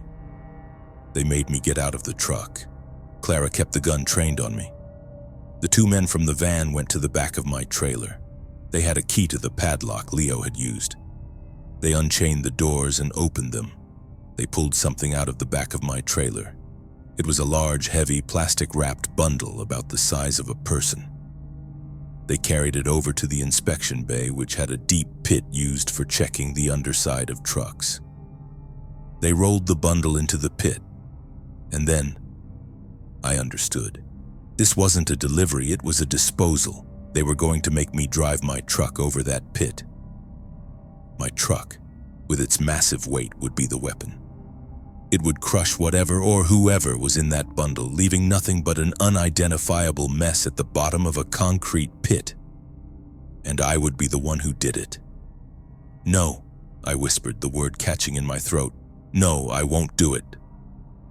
Leo turned to me, his face a mask of cold fury. "You don't have a choice, old man." He nodded to Clara. She cocked the pistol, the sound a deafening click in the quiet night. "Get in the truck," Leo snarled. My mind was a blank. 45 years on the road and it was going to end like this. A pawn in some gruesome, monstrous crime. My final delivery. I looked at the truck, my old, faithful Peterbilt, my home, my life, and now it was to be a murder weapon. I thought of my grandkids. I thought of the fishing trips I would never take. And then I thought of the road. The road had been my life, and it had taught me one thing. You never, ever give up. As I moved towards the driver's side door, I stumbled, accidentally bumping into one of the men from the van. He grunted in surprise, and for a split second he was off balance. It was all the time I needed. I wasn't a young man anymore, but I was strong. I had spent a lifetime wrestling with heavy equipment. I brought my elbow up hard, catching the man under the chin. He went down. The second man lunged at me. I sidestepped and threw a punch, a wild, desperate haymaker that connected with his jaw. Leo was shouting. Clara was screaming, "Don't move or I'll shoot." But in the chaos, she didn't have a clear shot. I didn't run. There was nowhere to run. I did the only thing I could think of. I scrambled up into the cab of my truck and slammed the door shut.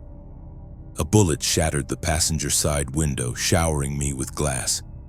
I didn't hesitate. I turned the key and the engine roared to life. I slammed the truck into gear, not reverse but first. I floored the accelerator. The truck lurched forward straight towards the inspection bay. Leo and Clara screamed and jumped out of the way. The truck hit the edge of the pit, the front wheels going over. The cab tilted violently and I was thrown against the steering wheel. For a moment, the truck teetered on the edge, its massive engine groaning. Then, with a deafening screech of tortured metal, it plunged nose first into the pit, crushing the bundle beneath it. The impact was brutal. My head slammed against the windshield and the world exploded in a shower of black and red. The next thing I remember is the sound of sirens and the flashing of red and blue lights. I was being pulled from the wreckage of my cab by paramedics. I had survived. The state troopers who arrived on the scene found the mess in the pit, and the story began to unravel. Leo and Clara and their associates were part of a crime syndicate, and the body in the pit was a rival who had crossed them. My final delivery was meant to be the perfect, untraceable disposal.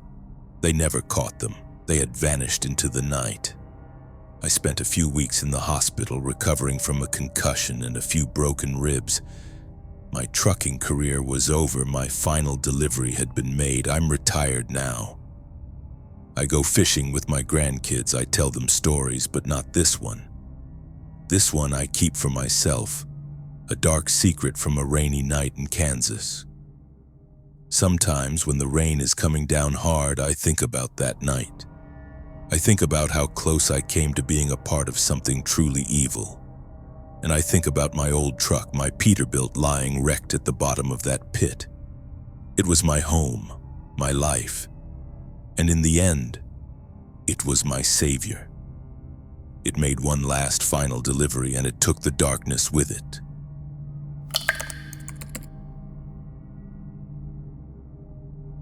My name is Ben, and I've been driving a big rig for the better part of 15 years.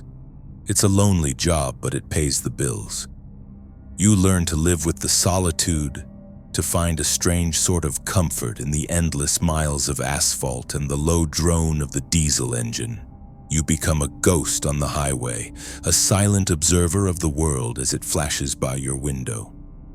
The cardinal rule of this life, the one that keeps you safe, is simple. Mind your own business. Don't stop. Don't get involved. I lived by that rule for 15 years, but one rainy night on a desolate stretch of highway in the Texas Panhandle, a wrong number dragged me into a story that wasn't mine, and I learned that sometimes you don't choose to be a witness. The crime chooses you. I was on a long haul carrying a load of produce from California to Dallas. It was the dead of night, somewhere around 3 a.m. The sky had opened up a few hours earlier and a cold, relentless rain was lashing against my windshield. The highway was a slick black ribbon, and the world outside my cab was a blurry, distorted mess of darkness. I was the only soul on the road for miles, just me and the rhythmic thump-thump of the wipers, a hypnotic beat in the oppressive silence. My phone, mounted on the dashboard, suddenly lit up, its screen a jarring splash of light in the dark cab. It was an unknown number, a local area code I didn't recognize. My first instinct was to ignore it. Who would be calling me at this hour?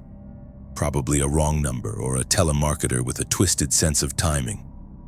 But the phone kept ringing, a persistent shrill sound that grated on my nerves. On the fifth ring, I sighed and tapped the screen, putting it on speaker. "Yeah?" I said, my voice rough with fatigue. For a moment, there was only silence, punctuated by the sound of static and what sounded like rain.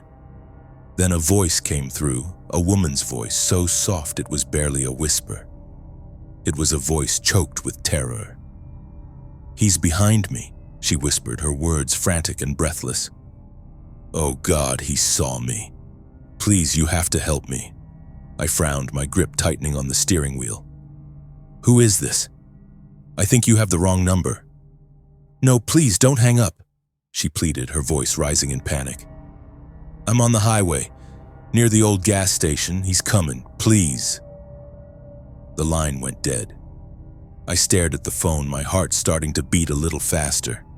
It had to be a prank, some kids messing around, or maybe a domestic dispute, a couple fighting. Not my business. I shook my head, trying to dismiss it, and focused back on the road. But the woman's voice, the sheer naked terror in it, echoed in my mind. He saw me. My phone rang again, the same unknown number. This time I let it go to voicemail. A few seconds later, a notification popped up. A new voicemail. Against my better judgment, I played it. It was the same woman's voice, but this time it was just a single, ragged sob, followed by the sound of a car door slamming, and then silence. A cold knot of dread formed in my stomach. This was feeling less and less like a prank. I knew the old gas station she was talking about. It was a derelict, abandoned place about 5 miles up the road, a skeletal ruin from a bygone era of the highway. My mind was at war with itself. The trucker in me, the survivor, was screaming, "Keep driving. It's not your problem. Getting involved is how you get killed." But another part of me, the part that was a father, a husband, a decent human being, couldn't shake the image of a woman in trouble. What if it was real? What if she was really out there in the dark, in the rain, with someone after her? "Damn it," I swore, my voice a low growl. I made a decision, a stupid, reckless decision that went against every instinct I had honed over 15 years. I decided to at least drive by to see if there was anything there. If I saw something, I'd call the cops. If not, I'd keep going. As I approached the 5-mile marker, I slowed down. The abandoned gas station came into view, its rusted sign creaking in the wind, its windows dark and empty like vacant eyes. My headlights swept across the scene, and then I saw her. She was standing on the shoulder of the road just past the gas station, drenched by the rain. It was the woman from the phone call. It had to be. She was waving her arms frantically, trying to flag me down. My heart hammered against my ribs. It was real.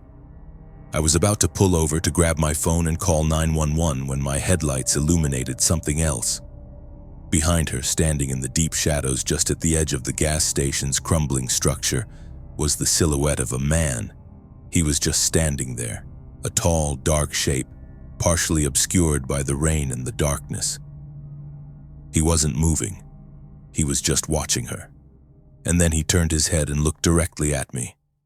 Even from that distance, even through the rain-streaked windshield, I felt his gaze. It was a cold, predatory stare, a look that said, "I see you. You are a witness." In that split second, my survival instinct took over. I didn't pull over. I didn't slow down. I floored the accelerator. My massive rig roared past them, sending a tidal wave of water spraying over the woman. In my side mirror, I saw her face for a fleeting moment, her expression a mask of disbelief and despair as she watched her only hope thunder past her and disappear into the night. And I saw the man. He didn't move. He just stood there in the shadows watching me go. My hands were shaking so badly I could barely hold the steering wheel. My mind was screaming at me. "You coward, you left her there. You just left her there to die." But the other part of my mind, the part that was now consumed by a cold, primal fear, was screaming back, "He saw you. He saw your truck. He saw your face." I grabbed my phone, my fingers fumbling with the screen. I had to call the police. I had to tell them what I saw. But as I was about to dial 911, my phone rang. It was the same unknown number. I stared at it, my blood turning to ice. I shouldn't answer. I should just throw the phone out the window. But I couldn't. I had to know. I answered the call. This time it wasn't the woman's voice. It was a man's voice. It was low, calm, and laced with a chilling, almost friendly amusement. "That was a very wise decision, Ben," the voice said. I almost swerved off the road. He knew my name. How could he know my name? My name wasn't on the side of my truck. "You see, you and I were not so different," the voice continued, as if we were old friends catching up. "We're both just professionals trying to do a job. My job tonight was to have a little chat with that young lady, a business matter. And you, well, you almost interfered, but you didn't. You made the smart choice. You minded your own business." "Who is this?" I managed to croak, my voice a dry whisper. "Let's just say I'm the person you don't want to have the wrong number for," he said with a soft chuckle. "I'm a problem solver, and right now you're a potential problem, a loose end." "I didn't see anything," I said, my voice trembling. "I won't say anything, I swear." "Oh, I believe you, Ben, I do, but I'm a thorough man. I like to tie up my loose ends, and I'm very good at my job. For example, I know that you're driving a 2018 Peterbilt license plate number 7XR459. I know you're hauling a load of produce for a company called Fresh Link Logistics. And I know that your wife, Sarah, and your two little girls, Emily and Mia, are at home, sleeping soundly in their beds at 124 Oak Street in Bakersfield, California." Every word was a hammer blow, driving the air from my lungs. He knew everything. He had seen my license plate. He had looked up my company, my name, my address. In the few minutes since I had driven past him, he had unraveled my entire life. "What do you want?" I whispered, my mind a maelstrom of terror. "I want to make sure we have an understanding," he said, his voice still calm and reasonable. "I want you to understand that what you saw tonight you didn't see. This phone call never happened. You're just a trucker driving through the night minding your own business. And if you continue to do that, then Sarah and Emily and Mia will wake up tomorrow morning and their world will be exactly the same as it was when they went to sleep. But if you decide to be a hero, if you decide to call the police, well, like I said, I'm a problem solver and I have associates all over the country, even in Bakersfield. The threat was unspoken, but it hung in the air, as cold and sharp as a shard of glass. "Do we have an understanding, Ben?" he asked. I couldn't speak, I just made a small, choked sound. "I'll take that as a yes," he said. "You have a safe drive now. And Ben, it was a pleasure doing business with you." The line went dead. I drove the rest of the way to Dallas in a state of pure, cold terror. I didn't stop. I didn't sleep. I just drove, my eyes darting to the rearview mirror every few seconds, expecting to see a pair of headlights or a dark shape in the shadows. I delivered my load and immediately took another one, heading as far away from Texas as I could get. I didn't call the police. I didn't tell anyone what had happened. I was a coward. I had chosen my family over a stranger's life.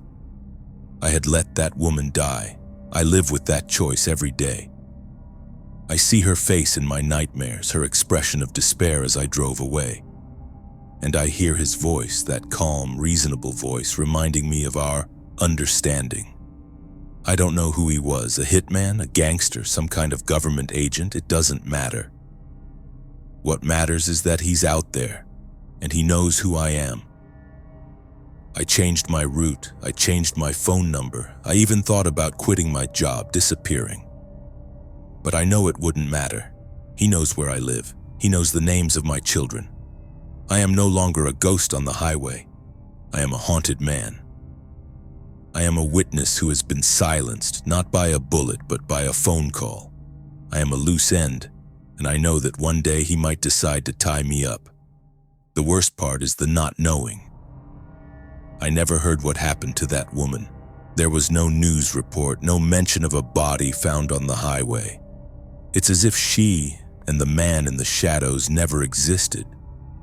But they did, and he has my number.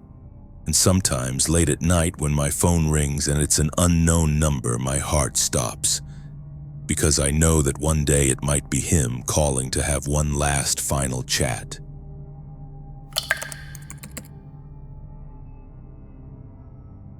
My name is Mike. I've given 2 decades of my life to these long, lonely highways that stitch one corner of America to the other. People romanticize it, this idea of freedom on the open road.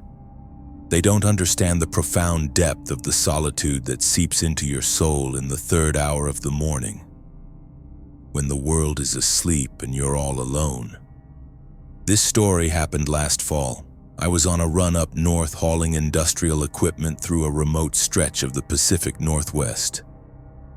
My route took me down a forgotten state highway that most drivers avoid, a winding ribbon of asphalt cutting through dense forests and desolate hills where civilization is just a distant memory. Night had fallen thick and heavy. A blanket of black clouds had swallowed the moon and stars. Suddenly, my truck's engine sputtered, coughed out a metallic grinding noise, and then died with a final shuddering jolt. I tried to restart it again and again, but the engine was lifeless.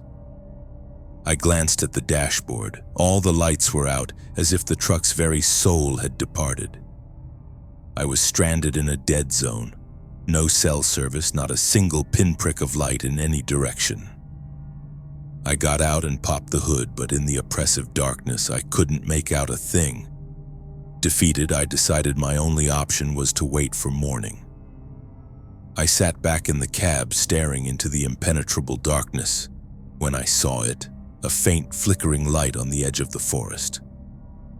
A single point of hope, maybe a farmhouse or a small settlement. I thought I might find help there.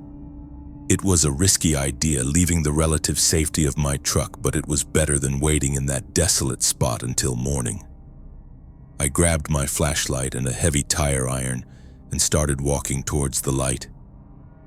After about half an hour of trudging through mud and wet leaves, I found myself at the entrance to a small, isolated town.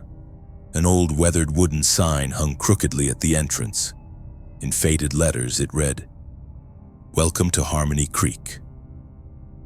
The town was unnervingly quiet. The streets were clean, Lights glowed warmly from the windows of the houses, but there wasn't a single person in sight. No kids playing, no old folks on their porches, not even a stray dog.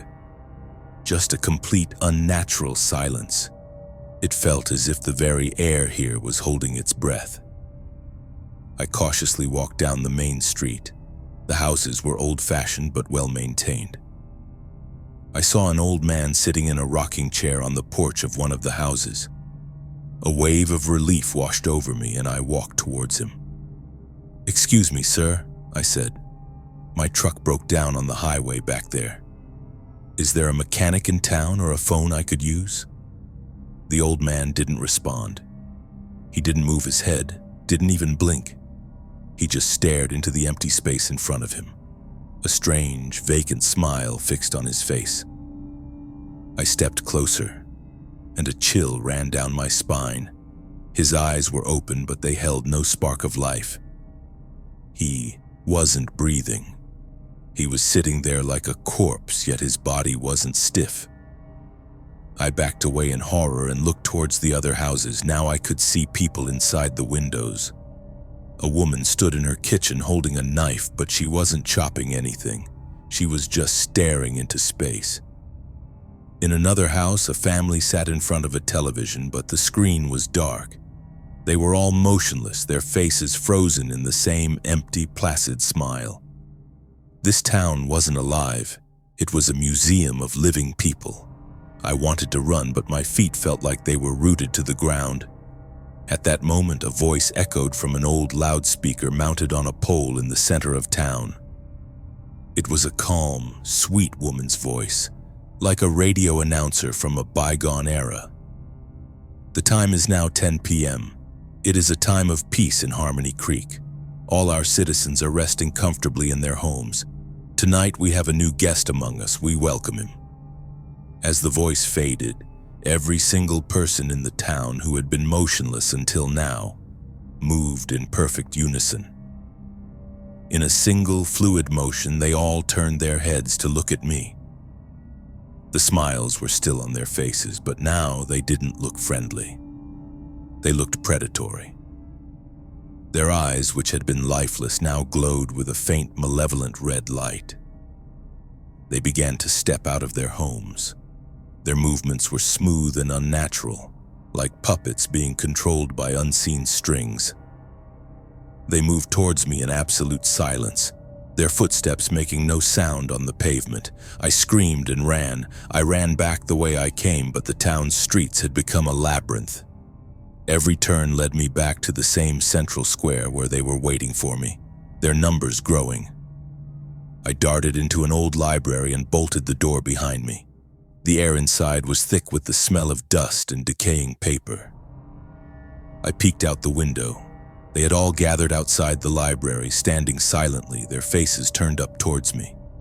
They weren't trying to get in. They were just waiting. I took refuge in the library, my heart pounding in my chest. I found a stack of old newspapers. With trembling hands, I began to read them. They were from 50 years ago. One headline caught my eye. It described a mysterious sleeping sickness that had swept through Harmony Creek, causing the residents to become motionless, a permanent smile fixed on their faces. The government had quarantined the town, but then one day the entire town fell silent. Anyone who went in to investigate never came back out. Just then the loudspeaker crackled to life again, the same sweet voice echoing through the night. "Our guest is tired. He needs to rest. But it is the rule of Harmony Creek. Those who arrive become a part of us forever." As the voice finished, the library door swung open on its own. They began to file in. I hid behind a tall bookshelf, my breath held tight in my chest. They didn't search for me, they simply came in and took their places, some standing and staring at the books, others sitting at the tables.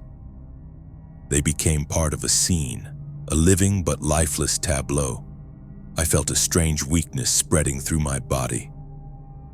My limbs grew heavy and I felt an involuntary smile stretching my lips, a smile I couldn't control. I understood then that this wasn't a disease. It was a force, an energy that permeated this place, and it was converting every new arrival into one of them. I gathered my last ounce of strength and smashed a back window of the library, jumping out into the darkness. I ran without looking back. I don't know how long I ran, but eventually I saw the faint, familiar outline of my truck. I scrambled into the cab, my hands shaking, and locked the door. I turned the key and miraculously the engine roared to life on the first try. I slammed the truck into gear and sped away from that place as fast as I could. When I got back on the highway, I glanced in my rearview mirror. The town of Harmony Creek was gone. There was only forest and darkness. Since that night, I've looked at countless maps of that area. There is no town named Harmony Creek. It's as if the place never existed. But I know it's there. That silent town still exists in that desolate wilderness with its smiling, lifeless citizens. And it's waiting for a new guest, someone who will wander in by mistake and become a part of its silence forever. I escaped that night, but a piece of that town's silence and the memory of those empty smiles is now a part of my soul.